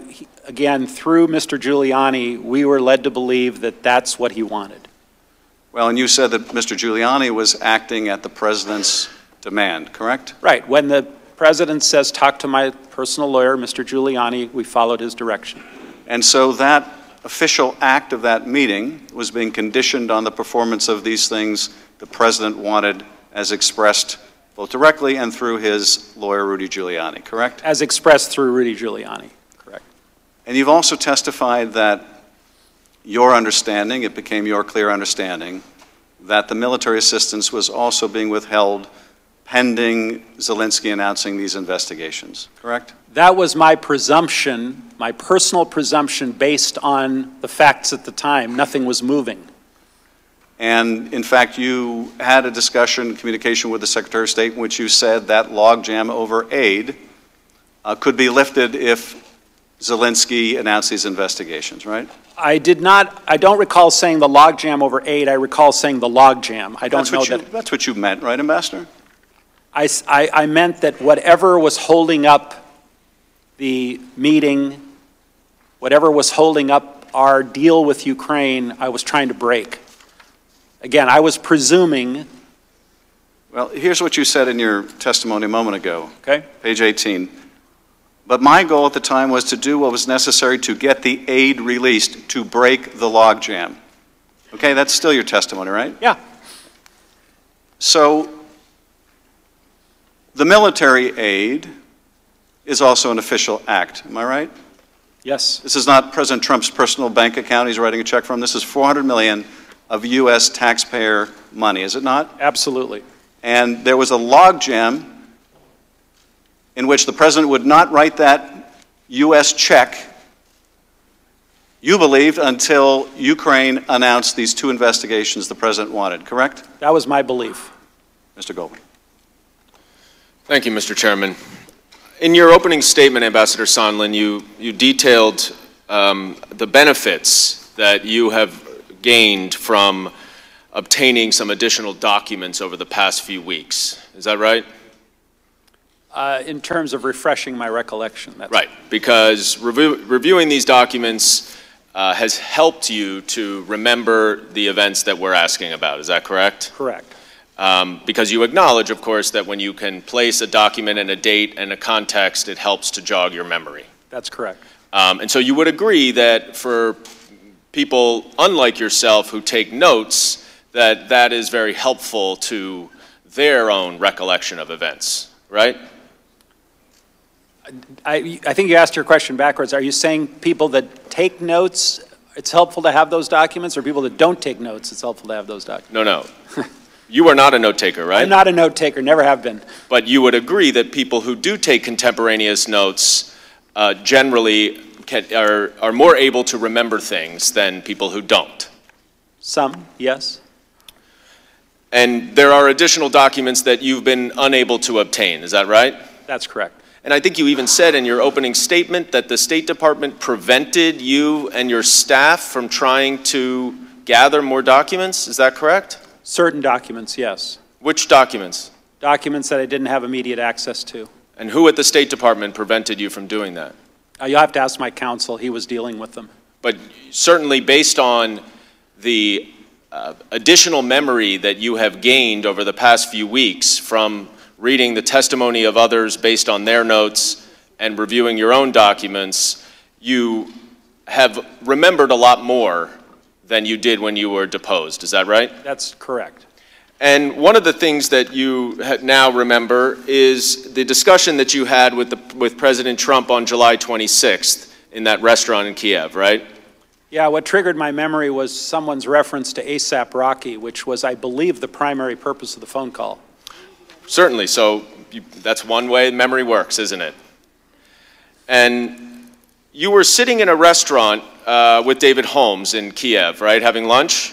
I think I took the whole team out to lunch after the meeting, yeah. And it was a meeting, a one-on-one meeting you had with Andrei Yermak?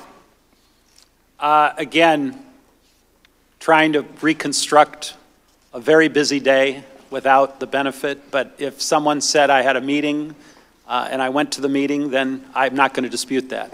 And particularly if that person took notes at that meeting? Correct. Or sat outside the door when you didn't let them in? I have no control over who goes into a meeting in Ukraine. That was the Ukrainians that didn't let him in. And you had also met with President Zelensky, among others, that day, is that right? That's correct. And you called President Trump from your cell phone from the restaurant, is that right? That's right. And this was not a secure line, was it? No, it was an open line. Did you worry that a foreign government may be listening to your phone call with the President of the United States? Well, I have unclassified conversations all the time from landlines that are unsecured and cell phones. If the topic is not classified, and it's up to the President to decide what's classified and what's not classified, and we were having, he was aware that it was an open line as well. And you don't recall the specifics of holding your phone outside, far away from your ear, as Mr. Holmes testified, but you have no reason to question his recollection of that, do you? I mean, it seems a little strange I would hold my phone here. I probably had my phone close to my ear, and he claims to have overheard part of the conversation, and I'm not going to dispute what he did or didn't hear. Well, he also testified that you confirmed to President Trump that you were in Ukraine at the time, and that President Zelensky, quote, loves your ass, unquote. Do you recall saying that? Yeah, it sounds like something I would say. That's how President Trump and I communicate, a lot of four-letter words. In this case, three-letter. Holmes then said that he heard President Trump ask, quote, is he, meaning Zelensky, going to do the investigation? To which you replied, he's going to do it. And then you added that President Zelensky will do anything that you, meaning President Trump, ask him to. Do you recall that? I probably said something to that effect because I remember the meeting, President Zelensky was very, solicitous is not a good word. He was just very willing to work with the United States and was being very amicable. And so putting it in Trump speak by saying he loves your ass, he'll do whatever you want, meant that he would really work with us on a whole host of issues.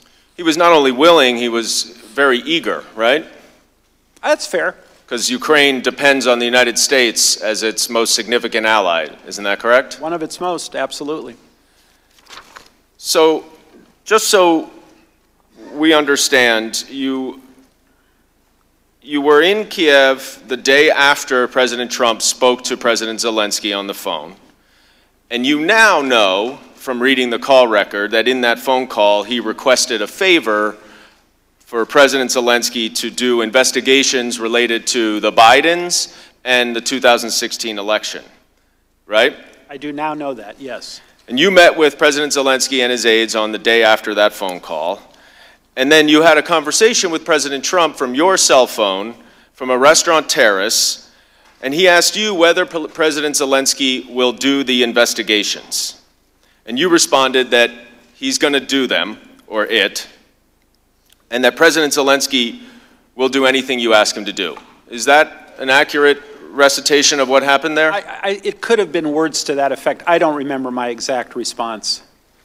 But you don't have any reason to dispute Mr. Holmes' recollection, correct? I won't dispute it, but again, I don't recall. After you hung up with the president, Mr. Holmes testified about a conversation that you and he had where he says that you told Mr. Holmes that the president does not care about Ukraine, but the president used the more colorful language, including a four-letter word that you just referenced. Do you recall saying that to Mr. Holmes?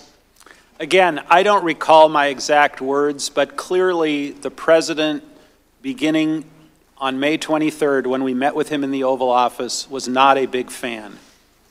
But he was a big fan of the investigations. Apparently so. And in fact, Mr. Holmes said that you said that President Trump only cares about the, quote, big stuff that benefits himself. Is that something that you would have said at the time? I don't think I would have said that. I would have honestly said that he was not a big fan of Ukraine, and he wants the investigations that we had been talking about for quite some time to move forward. That's what I would have said, because that's the fact. Mr. Holmes also remembers that you told him, in giving an example of the big stuff, the Biden investigation that Rudy Giuliani was pushing. Do you recall that? I don't. I recall Burisma, not Biden. But do you recall saying, at least referring to an investigation that Rudy Giuliani was pushing? Is that something that you likely would have said? I would have, yes. Now, even if you don't recall specifically mentioning the Biden investigation to David Holmes, we know that it was certainly on President Trump's mind. Because just the day before, in his call with President Zelensky, he mentions specifically the Biden investigation. And I want to show you that exhibit, or that excerpt from the call on July 25th, where President Trump says, the other thing, there's a lot of talk about Biden's son, that Biden stopped the prosecution, and a lot of people want to find out about that. So whatever you can do with the Attorney General would be great. Biden went around bragging that he stopped the prosecution, so if you can look into it, it sounds horrible to me. President Zelensky then responds with a reference to the company that he's referring to, and two witnesses yesterday said that when President Zelensky actually said the company, he said Burisma. So you would agree that regardless of whether you knew about the connection to the Bidens, at the very least that you now know that that's what President Trump wanted at the time through the Burisma investigation. I now know it all, of course. And at this time you were aware of the president's desire, along with Rudy Giuliani, to do these investigations, including the 2016 election interference investigation. Is that right? That's correct. And you said President Trump had directed you to talk, you and a couple the others, to talk to Rudy Giuliani at the Oval Office on May 23rd. Is that right? If we wanted to get anything done with Ukraine, it was apparent to us we needed to talk to Rudy. Right. You understood that Mr. Giuliani spoke for the president, correct? That's correct. And in fact, President Trump also made that clear to President Zelensky. In that same July 25th phone call, he said, Mr. Giuliani is a highly respected man. He was the mayor of New York City, a great mayor, and I would like him to call you. I will ask him to call you along with the Attorney General. Rudy very much knows what's happening, and he is a very capable guy. And after this, President Trump then mentions Mr. Giuliani twice more in that call. Now, from Mr. Giuliani, by this point, you understood that in order to get that White House meeting that you wanted President Zelensky to have, and that President Zelensky desperately wanted to have, that Ukraine would have to initiate these two investigations. Is that right? Well, they would have to announce that they were going to do it. Right, because Giuliani and President Trump didn't actually care if they did them, right? I never heard, Mr. Goldman, anyone say that the investigations had to start or had to be completed. The only thing I heard from Mr. Giuliani or otherwise was that they had to be announced in some form, and that form kept changing. Announced publicly? Announced publicly. And you, of course, recognize that there would be political benefits to a public announcement as opposed to a private confirmation, right? Well, the way it was expressed to me was that the Ukrainians had a long history of committing to things privately. I want to do a brief intermission to interject, since there has been such clear now testimony by Ambassador Gordon Sondland about Giuliani's involvement and personally about his detesting Giuliani's authority, working as the personal attorney for the president, and the Secretary Perry and Ambassador Volker all detested that they were under the instructions of Giuliani. I want to insert at this point, and I'll return to the questioning by the Democratic Counsel Daniel Goldman. It's been riveting so far. Let me just state that as well, of the amount of information that Gordon Sondland has given up. He has thrown the president under the bus. He's thrown Mike Pompeo under the bus, and certainly Giuliani as a rogue individual that had no business in this process. I think under the bus is probably an understatement. This is explosive testimony that is going forward right now by Sondland, who is looking to clear himself, but also speaking quite truthfully, because obviously the truth is going to come out in this matter.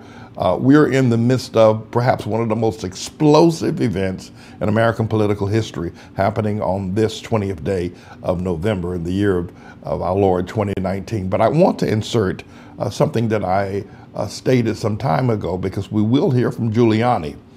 And Giuliani will do an even more devastating testimony about the events of Tribulation Trump and his maniacal, his degenerate, his pathological degeneracy in terms of his incapable and incorrigibility of being a decent, honest, or even approaching of being an honest human being. Trump is absolutely incapable.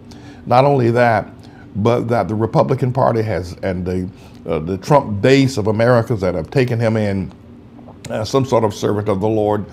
There has never in the history of any politics of any nation, whether it be the Mongolia or in Egypt or in Rome, that has seen something quite as devastating as what we're beginning to watch at present right now, with the unfolding and the unraveling and the coming down of the kingdom of Tribulation Trump. I wrote some time ago on the 4th of October, I wrote a note to Tribulation Trump, and this is documented through the Twitter feed who had documented this note that I wrote to him. Thus saith Jesus, Mene Tekel Perez, your kingdom is finished, weighed and found wanting, and given to the Hamites and Canaanites. Just one thing more. Giuliani will sing like a big bird, and the Constitution is holding a gun to your head.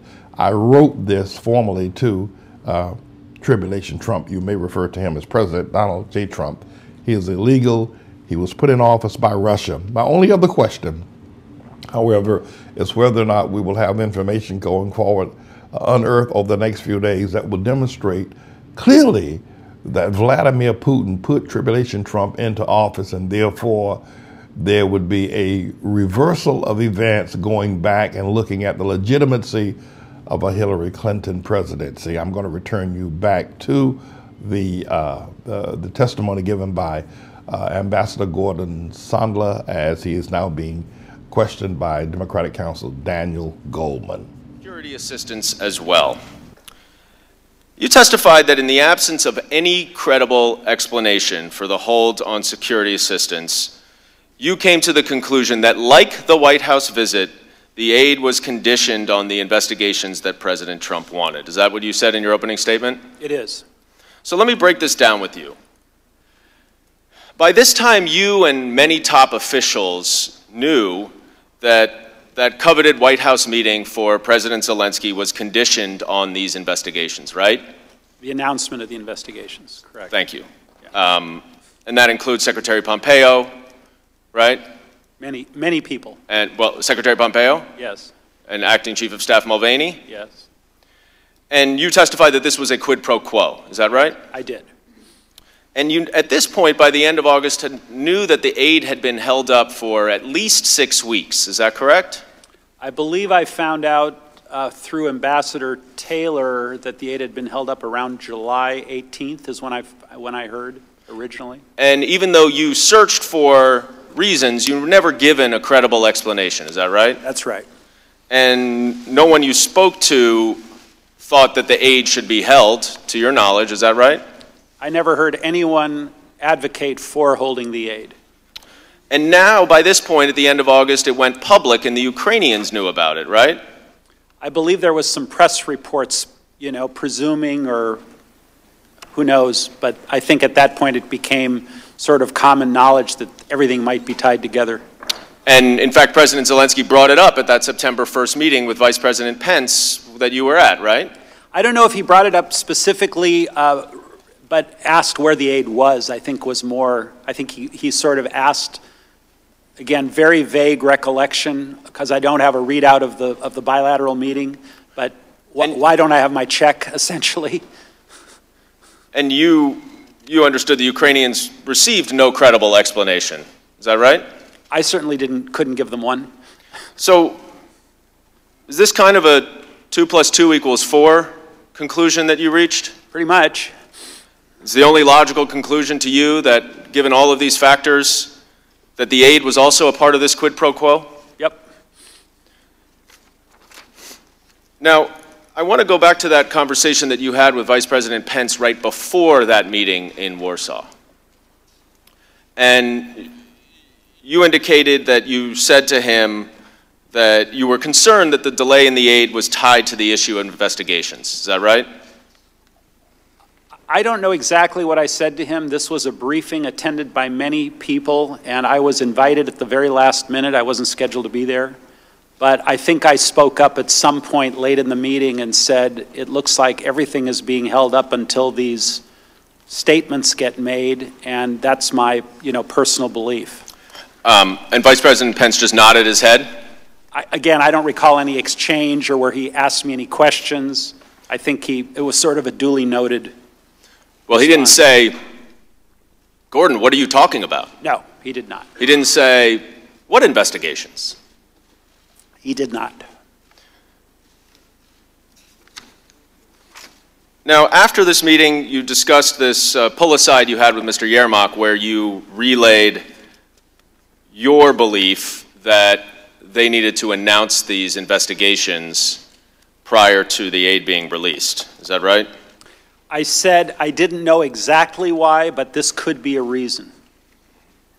And obviously you had been speaking with Mr. Yermak for quite a while about a public announcement of these investigations, right? We had all been working toward that end, yes. And so you indicated to him that in addition to the White House meeting, security aid was now also involved in that. As I said it could have been involved, yes. Now, I'm going to show you another text exchange you had on September 1st, where Ambassador Taylor says to you, are we now saying that security assistance and White House meeting are conditioned on investigations? And you respond, call me. Ambassador Taylor recalls that he did call you, and you did have a conversation. And in that conversation, you told Ambassador Taylor that the announcement of these investigations by President Zelensky needed to be public, and that announcement was conditioned on, that announcement would ultimately release the aid. Do you recall that conversation with Ambassador Taylor? Again, my conversation with Ambassador Taylor, my conversation with Senator Johnson were all my personal belief, just based on, as you put it, 2 + 2 = 4. Well, in his testimony, Ambassador Taylor says that you said that President Trump had told you that he wanted President Zelensky to state publicly, as of September 1st, Do you have any reason to doubt Ambassador Taylor's testimony, which he said was based on his meticulous contemporaneous notes? President Trump never told me directly that the aid was conditioned on the meetings. The only thing we got directly from Giuliani was that the Burisma in 2016 elections were conditioned on the White House meeting. The aid was my own personal,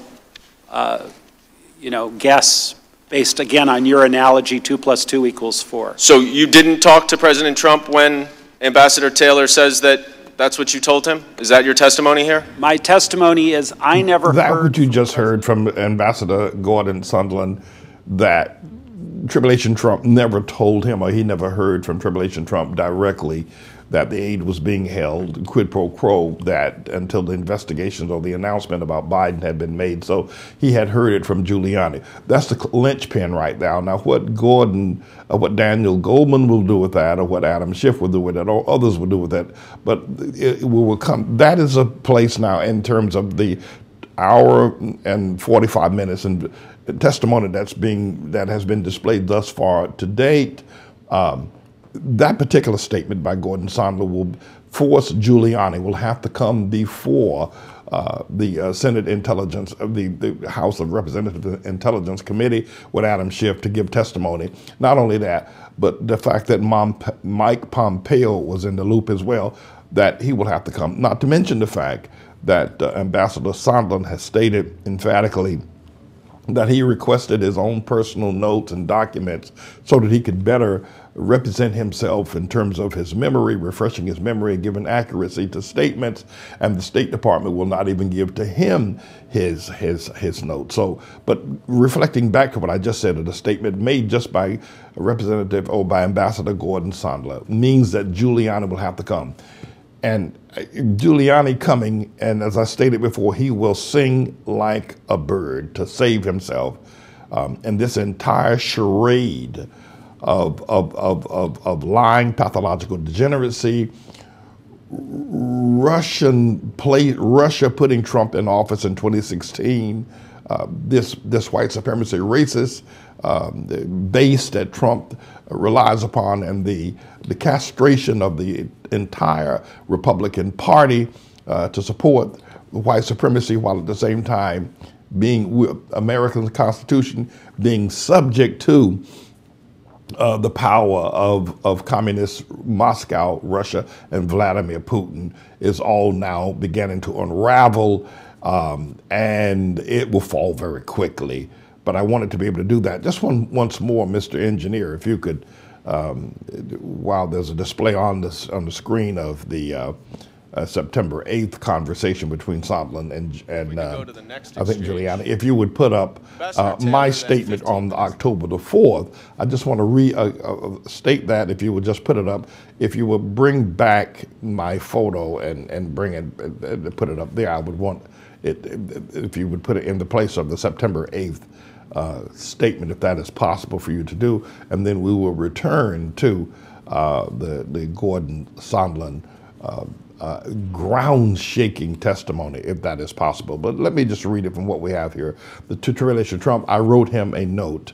I sent this note directly to Tribulation Trump back on the 4th of October, and it says, to Tribulation Trump, thus saith Jesus, Miniteco Perez, your kingdom is finished, Trump, weighed and found wanting, and given to the Hamites and Canaanites, that's black or Negro people. Just one more thing, Giuliani, we'll sing like a bird, and the Constitution is holding a gun to your head. I want to again restate that in the midst of what we see happening now, of this unbelievable testimony that's been given by Gordon Sondland. Now Giuliani will have to come. He cannot forbear and testify, and he will. And the same with Mike Pompeo, as this entire corrupt, degenerate kingdom of Tribulation Trump falls completely like a crumbled cookie in the most disgraceful way that we've ever seen anything fall. Mr. Engineer, return us to the back to the testimony, and I'm going to review this or view the balance of today's testimony from another perch rather than sitting here watching it as I have over the past couple of hours. But should there be more breaking and earth-shaking news that will come forward, I will chime in. Our airtime expires at 12 noon, so we have left 1 hour that we can also broadcast. After that, our entire broadcast will have to shut down for today.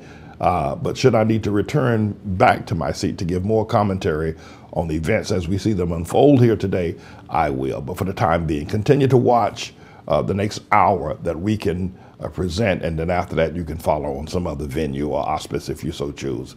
God bless you so very much. Thank you so very much, and God bless you for sharing your time with us today. Ambassador Taylor also testified that, and Mr. Morrison, both of them testified, that you told them that President Trump said there was no quid pro quo, which you also included in that text message that you referred. But then you went on, and they had slight variations as to what you told them, but then you said that to Ambassador Taylor that President Zelensky himself, not the Prosecutor General, needed to clear things up in public or there would be a stalemate. And Mr. Morrison recounted something similar. You don't have any reason to doubt that both of their very similar recollections of the conversations they had with you, do you, Ambassador Sondland? Let me break that down, Mr. Goldman. The text, as I said, about the no quid pro quo was my effort to respond to Ambassador Taylor's concerns, to go to President Trump. Apparently, Ambassador Taylor had access to Secretary Pompeo. He did not have access to President Trump. So I made the phone call. I said, what do you want? President Trump responded with what I put in the text. And then I strongly encouraged Ambassador Taylor to take it up with the Secretary. And he responded, I agree, when I said that. As far as the other part of your question relating to whether or not the prosecutor could make the statement or Zelensky could make the statement, I don't recall who told me, whether it was Volker, whether it was Giuliani, or whether it was President Trump, it's got to be Zelensky, it can't be the prosecutor. But that's what I relayed. Whoever I got that information from, I relayed that to, I believe, both Ambassador Taylor and to Mr. Morrison. But as of September 9th, you understood, did you not, that President Trump, either himself or through his agents, required that President Zelensky make a public announcement of the 2 investigations that President Trump cared about in order to get both the White House meeting and to release the security assistance. Is that correct? I believe that is correct. Mr. Chairman, I yield back. That concludes our 45 minutes. I now recognize Mr. Nunes. Oh, okay. Why don't we take a 5 or 10 minute break? Thank you.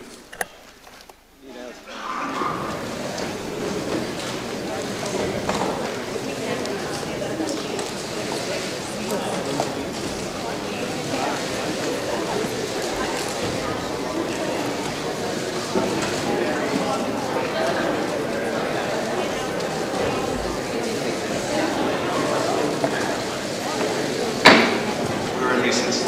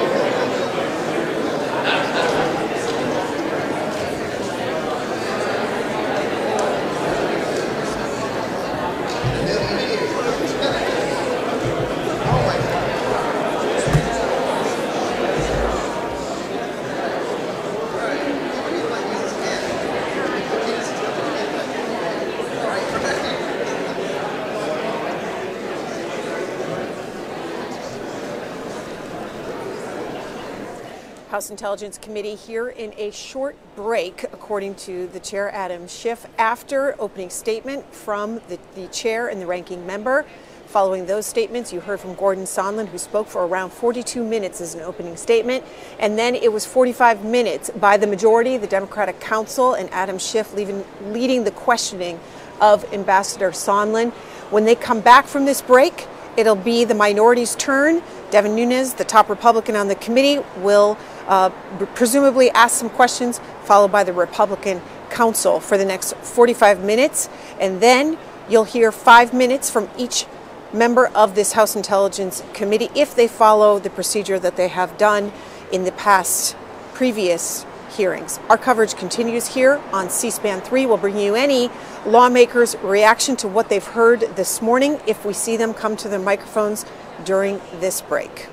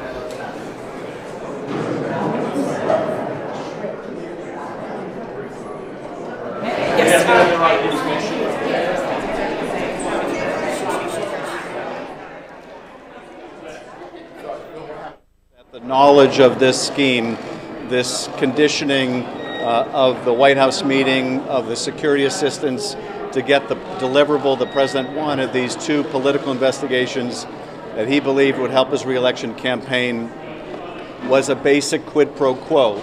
It was the conditioning of official acts for something of great value to the president, these political investigations. It goes right to the heart of the issue of bribery, as well as other potential high crimes or misdemeanors. But we also have heard for the first time that knowledge of this scheme was pervasive. The Secretary of State was aware of it, the Acting Chief of Staff Mulvaney was aware of it, and of course at the very top, Donald Trump, through his personal lawyer and others, was implementing it. And so this, I think, only goes to underscore just how significant the president's obstruction of this investigation has been. We now can see the veneer has been torn away just why Secretary Pompeo and President Donald Trump do not want any of these documents provided to Congress, because apparently they show, as Ambassador Sondland has testified, that the knowledge of this scheme to condition official acts, a White House meeting and $400 million in security assistance to an ally at war with Russia, was conditioned on political favors the president wanted for his reelection. So I think a very important moment in the history of this inquiry. Thank you. The president did not talk to him about that.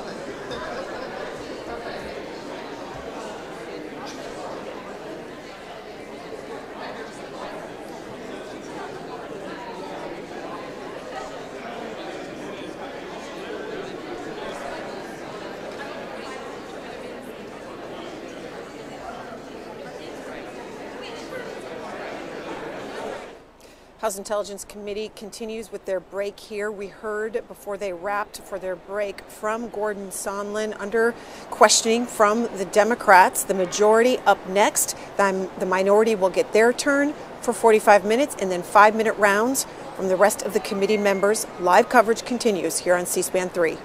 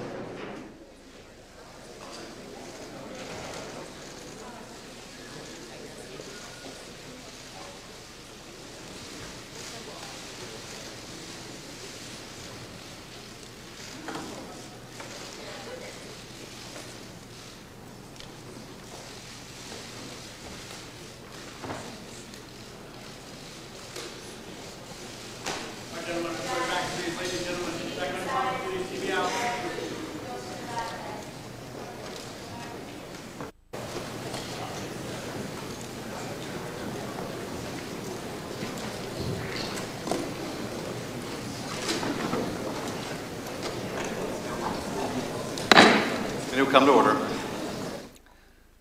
I now recognize Ranking Member Nunes and Minority Counsel for 45 minutes of questions. Thank the gentleman. For those of you watching at home, that was not a bathroom break. That was actually a chance for the Democrats to go out and hold a press conference, Ambassador, for all the supposed bombshells that were in your opening testimony. I want to get back to the facts of the matter here. And the thing that the Democrats have been unwilling to accept is that their operatives got campaign dirt from Ukrainians in the 2016 election.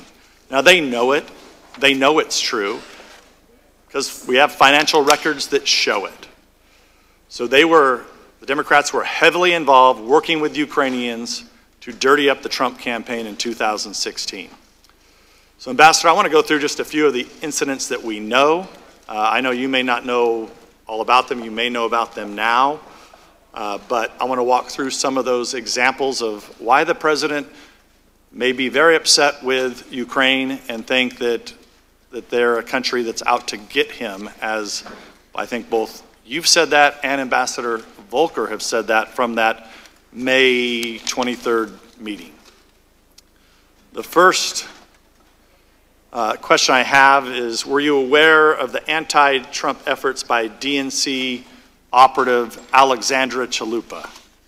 I'm not aware of it. So in 2000, there was a 2017 article that also quotes a Ukrainian parliamentarian, Artemenko, saying, quote, "It was clear that they were supporting," meaning Ukraine, "supporting Hillary Clinton's candidacy. And they did everything from organizing meetings with the Clinton team to publicly supporting her to criticizing Trump. I think that they simply didn't meet with the Trump campaign because they thought Hillary would win." Do you know that Ukrainian official by any chance that stated that? Were you aware that then Ukrainian ambassador to the U.S., Chalet, wrote an op-ed in The Hill during the 2016 presidential campaign criticizing then candidate Trump? Not aware. But you know that now in the last few months? Correct. So probably one of the more disturbing ones is the Ukraine Internal Affairs Minister, Avakov, mocked and disparaged then candidate Trump on Facebook and Twitter. Were you aware that Serhiy Lyshenko, a Ukrainian parliamentarian, admitted that part of his motivation in spreading the information about the so-called Black Ledger, a disputed document purporting to reveal corruption by a former Trump campaign official, was to undermine the Trump candidacy? I wasn't aware. So you may be familiar that Black Ledger was used in the 2016 election to dirty up a campaign associate, and later Mueller didn't use that as evidence in his report on election meddling. So knowing all these facts from high-ranking Ukrainian officials, Ambassador, probably makes a little more sense now as to why the president may think that there's problems with Ukraine and that Ukraine was out to get him. Is that correct? I understand your point, yes, Chairman. Because you said in your deposition, and I'm just going to make sure this was just read it back to you, on page 279 for your legal team. Quote, "They are all corrupt." This is what you said about your conversation with the president. So this is your words about what the president told you. This is the May 23rd meeting? That's correct. "They are all corrupt. They are all terrible people, and I don't want to spend any time with that." And he also said, "They tried to take me down." That's correct. When they try to take him down, I think any logical person that wants to do 2 + 2 = 4 games would say that was in the 2016 election, wasn't it? I believe that's what he was referring to, yes, right. Ranking Member. So during all this time, and remember, in the spring, the Democrats' Russia hoax witch hunt is still ongoing. They're still claiming that President Trump is a Russian agent. They're out to get President Trump at the time. his personal attorney is then interested in trying to figure out, okay, who are these Ukrainians that are trying to get to my candidate? As those of us, the Republicans on this committee, who were also trying to get to the bottom of who were the sources in the Steele dossier that the Democrats had paid for. The House Republicans wanted to know that all through the spring and even the summer and even as of today, we'd still like to know. That's why we've subpoenaed the DNC operatives that they refused to subpoena. We sent a letter this morning. I doubt we'll see those subpoenas. We want to know exactly, get to the bottom of exactly who were these Democratic operatives that were dirtying up the Trump campaign in 2016. And they just can't get over that the president would send his personal attorney over there to try to get to the bottom of that. And Ambassador, you had very few dealings with Rudy Giuliani, a few text messages. A few text messages and a few phone calls. Right. So the whistleblower, trying to put together here with their timeline, they seem to have a timeline problem because the whistleblower that only they know, who they won't subpoena, who clearly Mr. Vindman knows, who they blocked testimony yesterday from and would not allow Mr. Vindman to answer our questions. That whistleblower says on July 25th that there were all these promises being made. Yet I forget what they call it, the drug deal that the three amigos were cooking up seems to be their latest. You're part of the three amigos in the drug deal, Ambassador. Were you aware of any drug deal on July 25th when the phone call actually occurred? I don't know about any drug deal. Right. And did you know you were part of the three amigos? I am. I'm a proud part of the three amigos. And that's the same thing Ambassador Volker said yesterday.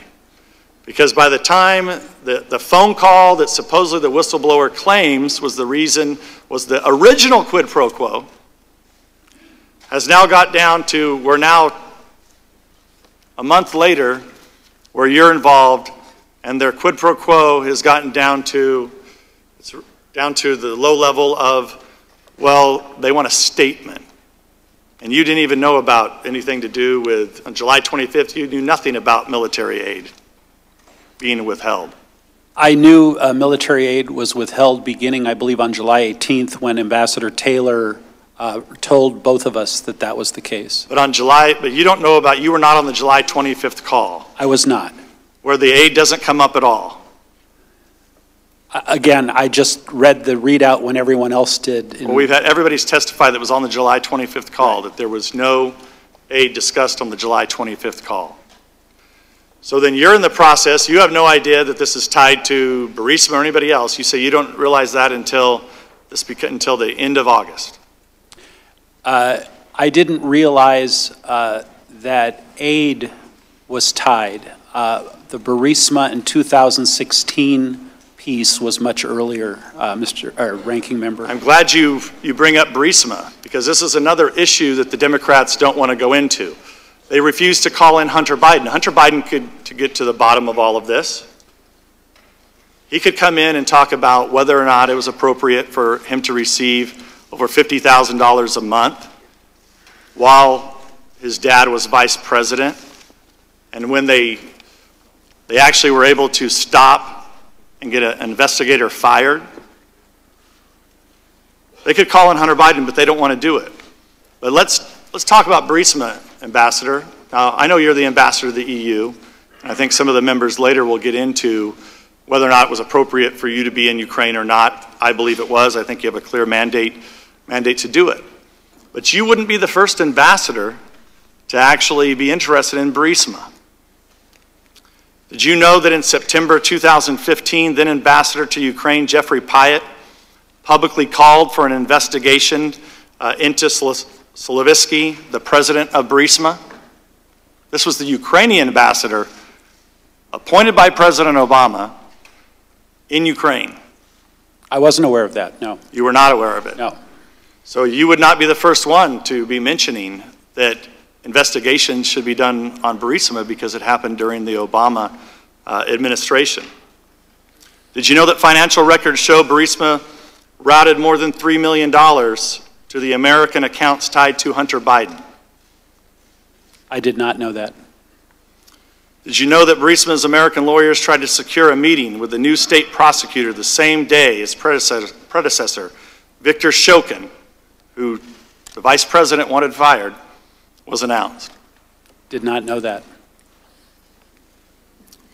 Well, we're not going to get to the answer to many of these questions because the witnesses that need to come in and clarify exactly what the Democrats were doing in 2016, we're not going to be able to visit with those witnesses.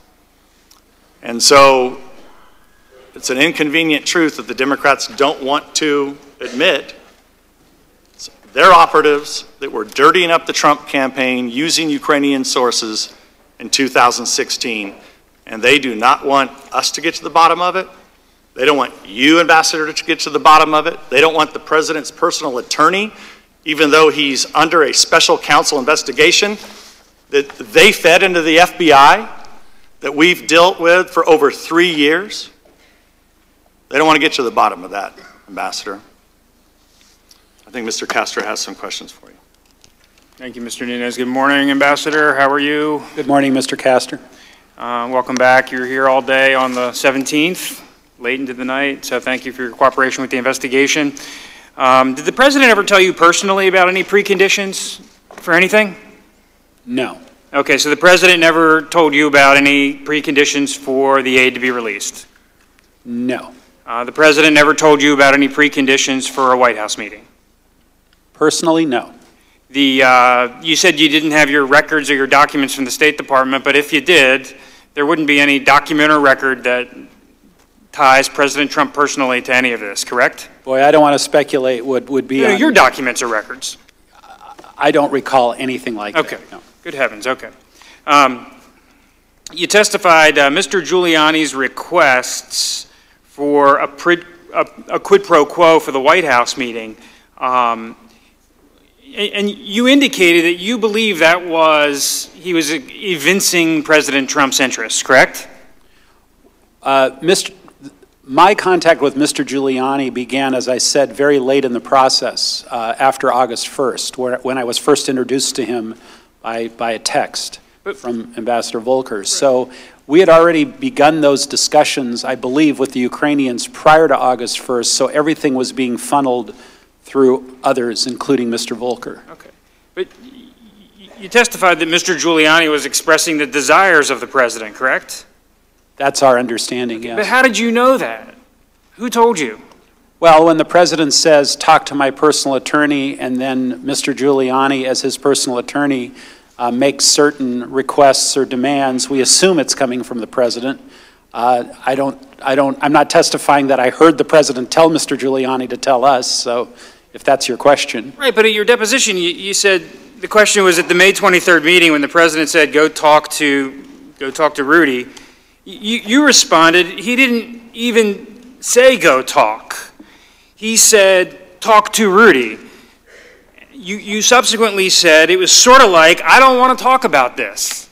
So it wasn't an order or a direction to go talk with Mr. Giuliani, correct? Our conclusion, and the conclusion of the three of us, was that if we did not talk to Rudy, nothing would move forward on Ukraine. Okay. And then that was May 23rd, and then you never had any personal communications with Giuliani until August, right? That's correct. And Volker was handling, Ambassador Volker was he the primary? Volker, Perry, and others. Okay. Ambassador Volker, you testified he's a professional diplomat, correct? Yes, he is. And you said you had a great relationship with him? I do, yes. You said he was a very smart guy? Yes. Ambassador Ivanovich said he's a brilliant diplomat, in fact. You agree with that? He's pretty smart. You stated that he's one of those people I'd hand my wallet to? I would. And so, did you hear his testimony yesterday? I did not. Okay, because I was busy getting ready for you. He didn't have any evidence of any of these preconditions. And he was the one most engaged with the Ukrainians, wasn't he?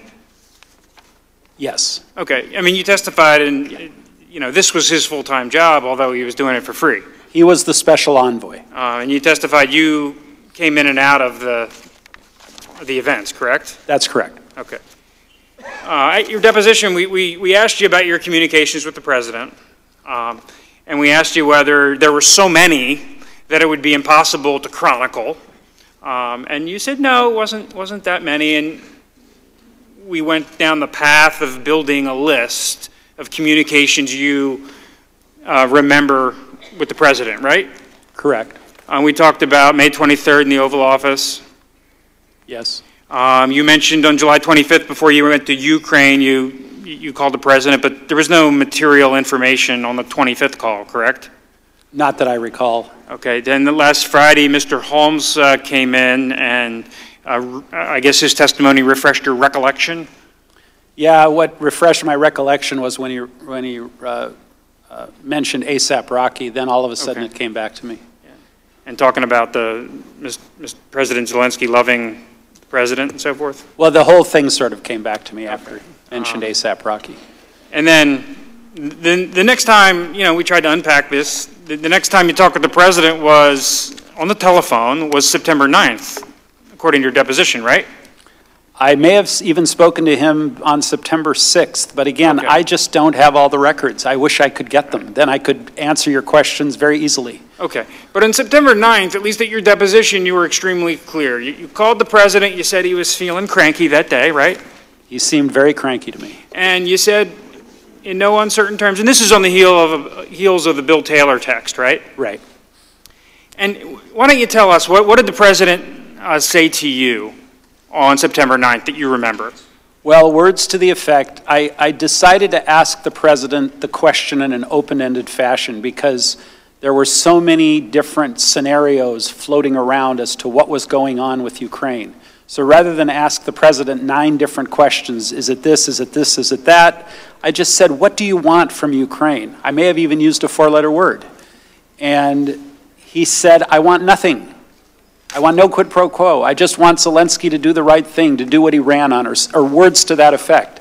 And that gave me the impetus to respond to Ambassador Taylor with the text that I sent. As I said to Mr. Goldman, it was not an artfully written text. I should have been more specific, put it in quotes, something like that. But basically, I wanted Mr. Taylor, Ambassador Taylor, to pick up the ball and take it from there. I had gone as far as I could go.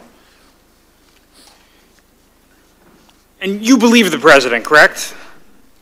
You know what? I'm not going to characterize whether I believed or didn't believe. I was just trying to convey what he said on the phone. Okay, and at that point in time, the pause in the aid was paused for 55 days. There was a news article in Politico on August 28th talking about it. So by that point in time, the president had been receiving calls from senators. He had been getting pressure to lift the aid, correct? That's what I understand, yes. I want to turn back to your opener on page 5 under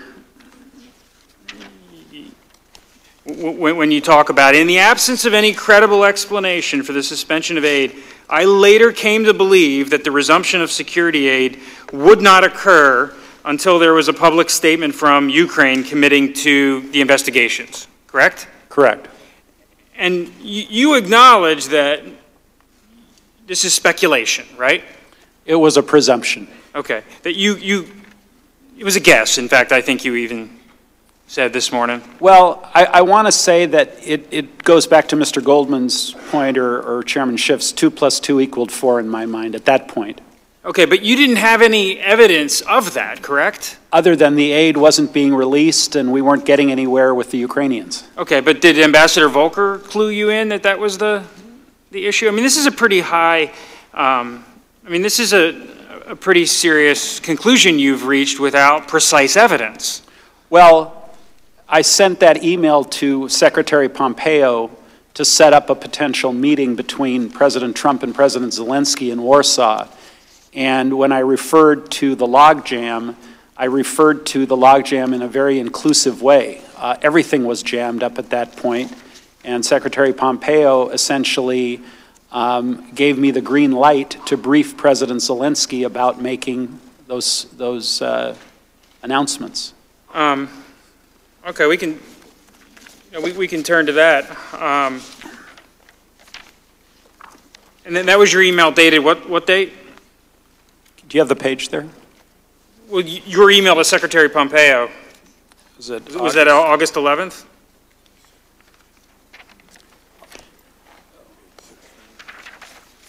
16.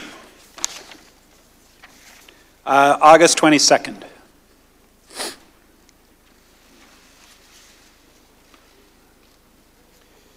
Okay, so you're asking Secretary Pompeo whether we should block time and I mean, is there any discussion of specific investigations? Is there any discussion of Biden or Burisma or anything linking to aid in this email that you sent to Pompeo? No, this was a proposed briefing that I was going to give President Zelensky.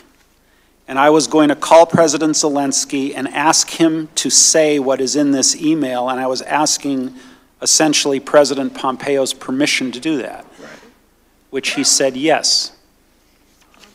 But at that point in time, we're talking about investigations into the origins of the 2016 election. We're not talking about anything to do with Joe Biden. Joe Biden did not come up. Okay.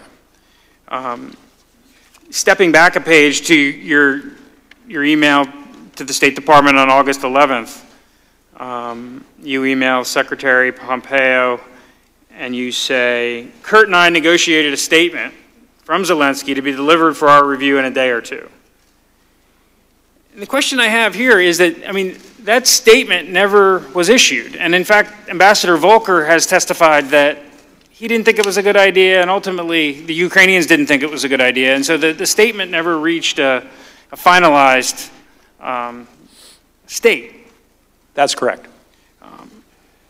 But even if it had, it doesn't talk about Biden's or Burisma or anything insidious, correct? Well, the statement, as I recall, would have mentioned the 2016 election/DNC server and Burisma. Okay. It would not have mentioned the Bidens. And have you heard Ambassador Volker how he talks about what might be an investigation into Burisma?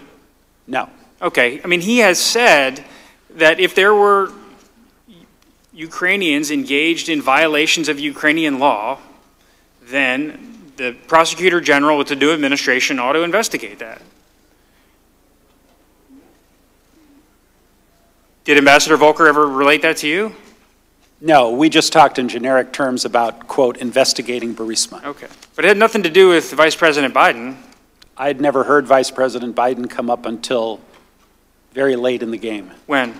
I don't recall the exact date, but when it all sort of came together, maybe after the transcript of the July 25th call. I don't know the exact date when I made the connection. Okay. Apparently a lot of people did not make the connection. Okay. I want to turn to the letter from Senator Johnson. When he heard about some of these issues in the whole of the aid, he called the president. He called the president on August 31st. It's page 6 of his letter. Senator Johnson states, or he writes, I asked him, the president, whether there was some kind of arrangement where Ukraine would take some action and the hold would be lifted. Without hesitation, President Trump immediately denied such an arrangement existed. Senator Johnson quotes the president saying, no, and he prefaced it with a different word. No way, I would never do that. Who told you that? Senator Johnson says, I have accurately characterized the president's reaction as adamant, vehement, and angry. Senator Johnson's telephone call with the president wasn't a public event. It was capturing a genuine moment with the president. And he had, at this point in time, on August 31st, he was adamant, vehement, and angry that there was no connections to aid. There were no preconditions.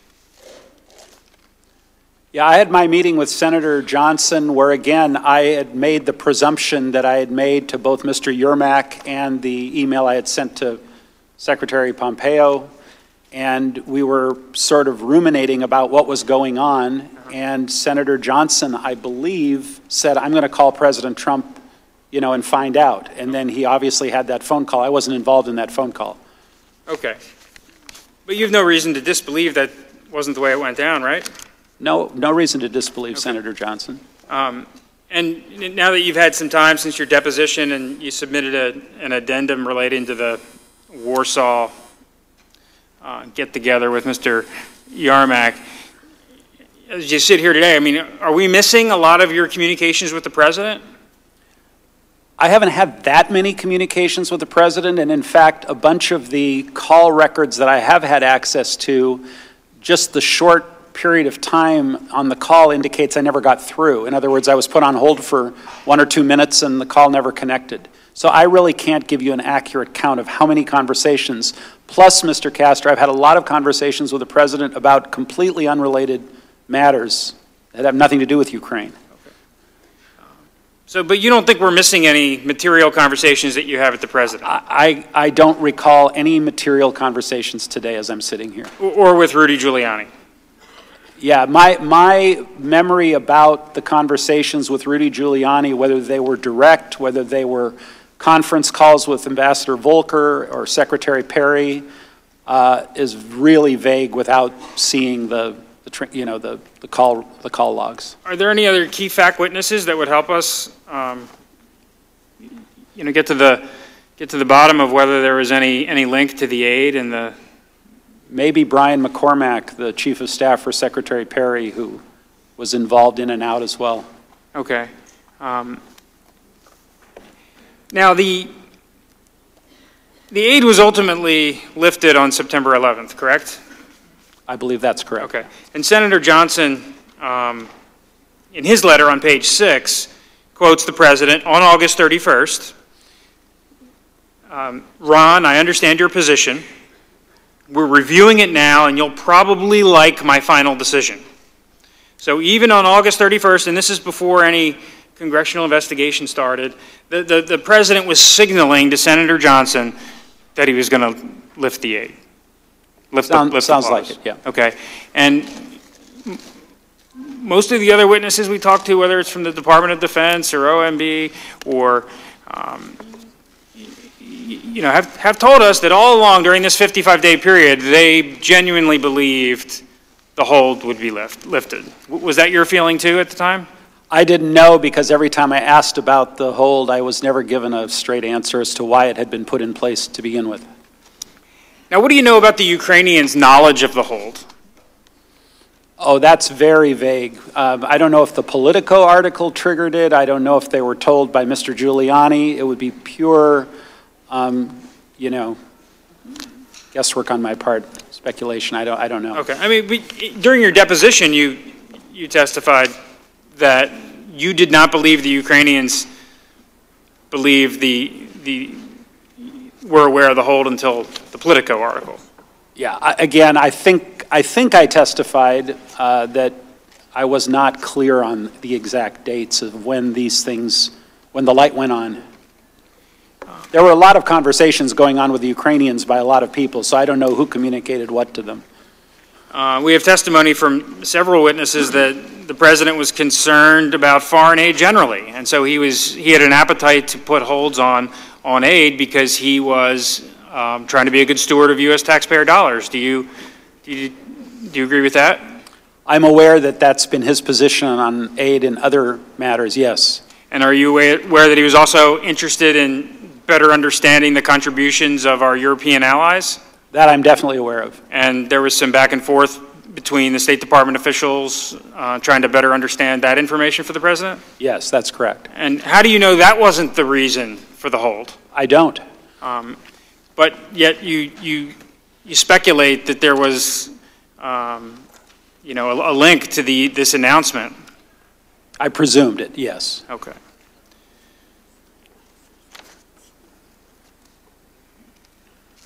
I want to turn quickly to the July 10th meeting. The July 10th meeting in Ambassador Bolton's office involving Ambassador Volker, Mr. Daniluk, Mr. Yarmak, has been the subject of some controversy. Ambassador Volker yesterday testified that it wasn't until the end of the meeting, Mr. Daniluk, he said, was going through some real detailed information about some of the plans he had. But it wasn't until the end of the meeting, Ambassador Volker recollects that you mentioned something general about investigations. What do you remember from that meeting? Well, again, I'm not going to dispute Ambassador Volker's recollection, particularly if he had notes. I know that the desire to have the 2016 election DNC server and Burisma were already being discussed by then. Again, I had no direct contact with Mr. Giuliani on July 10th, but through Ambassador Volker. And I probably mentioned that this needs to happen in order to move the process forward. That seemed to be the conventional wisdom at the time. I don't recall any abrupt ending of the meeting or people storming out or anything like that. That would have been very memorable if someone had stormed out of a meeting based on something I said. Okay, and nobody accused you at that point in time of being involved with some sort of drug deal? No. Did Dr. Hill ever relate to you her concerns about you being involved in a drug deal? Never. Okay. So you were surprised when testimony emerged that she thought there was a drug deal going on? I was shocked. Okay. And in fact, after the meeting, you went out and you took a picture, right? Yeah, Ambassador Bolton or his assistant indicated that he was out of time, that he had another meeting to attend, and we all walked out of the White House. Everyone was smiling, everyone was happy, and we took a picture on the lawn on a nice sunny day. Okay. Then did you retire to the wardroom? I think Secretary Perry asked to use the wardroom to continue the conversation, and the real subject that was under debate, and it wasn't an angry debate, it was a debate, is should the call from President Trump to President Zelensky be made prior to the parliamentary elections in Ukraine or after the parliamentary elections? And there was good reason for both. We felt, Ambassador Perry, Ambassador Volker, and I thought it would help President Zelensky to have President Trump speak to him prior to the parliamentary elections, because it would give President Zelensky more credibility, and ultimately he would do better with his people in the parliamentary elections. Others, I believe, pushed back and said, no, it's not appropriate to do it before, it should be done after, and ultimately it was done after. There was no mention of Vice President Biden in the wardroom? Not that I remember, no. Or any specific investigation? Just the generic investigations. Okay. Yeah. When again did the Vice President Biden nexus come to your attention? Very late. Again, I can't recall the exact date the light bulb went on. It could have been as late as once the transcript was out. But it was always Burisma to me, and I didn't know about the connection between Burisma and Biden. And to the best of your knowledge, you never understood that anyone was asking Ukrainians to investigate U.S. persons, correct? Ukrainians to investigate U.S. persons? Right. No. Okay. No. And just to sort of be clear here, ultimately the aid was lifted on September 11th. There was never any announcement by the Ukrainians about any investigations they were going to do, correct? Correct. The Ukrainians never, to your knowledge, started any of these investigations, correct? Not to my knowledge. Consequently, these allegations that there was a quid pro quo that had to be enforced before the aid was released, and it never came to fruition, right? I don't believe so.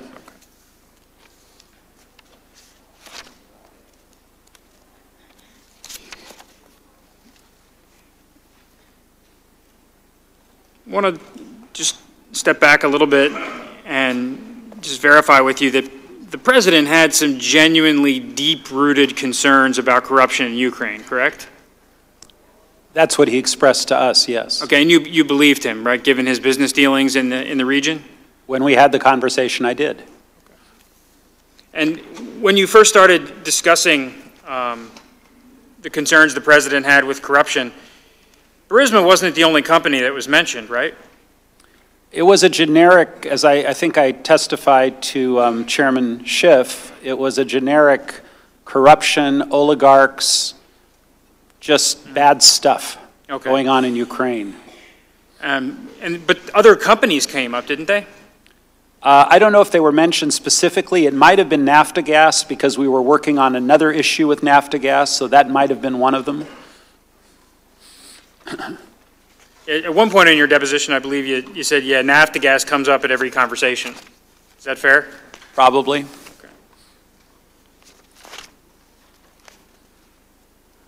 You had, I guess Dr. Hill at one point attributed to you the terminology that the president has given you a large remit.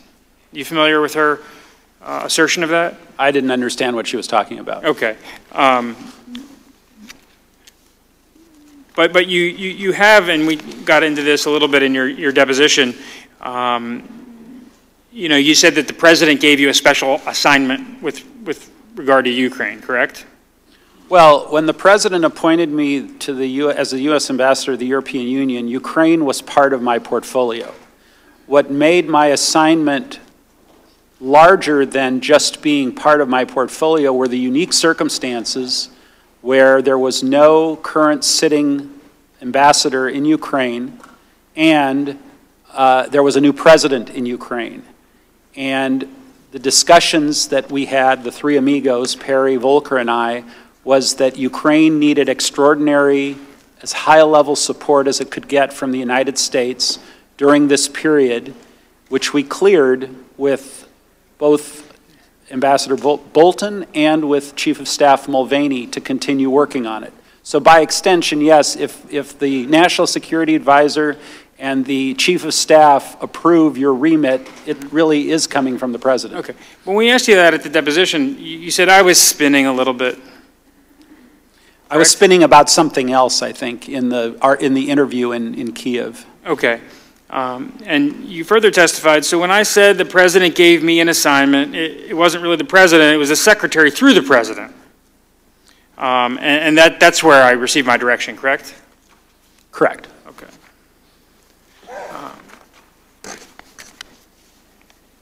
Did Ambassador Taylor ever bring any concerns to your attention about the so-called, the channel he dubbed the irregular?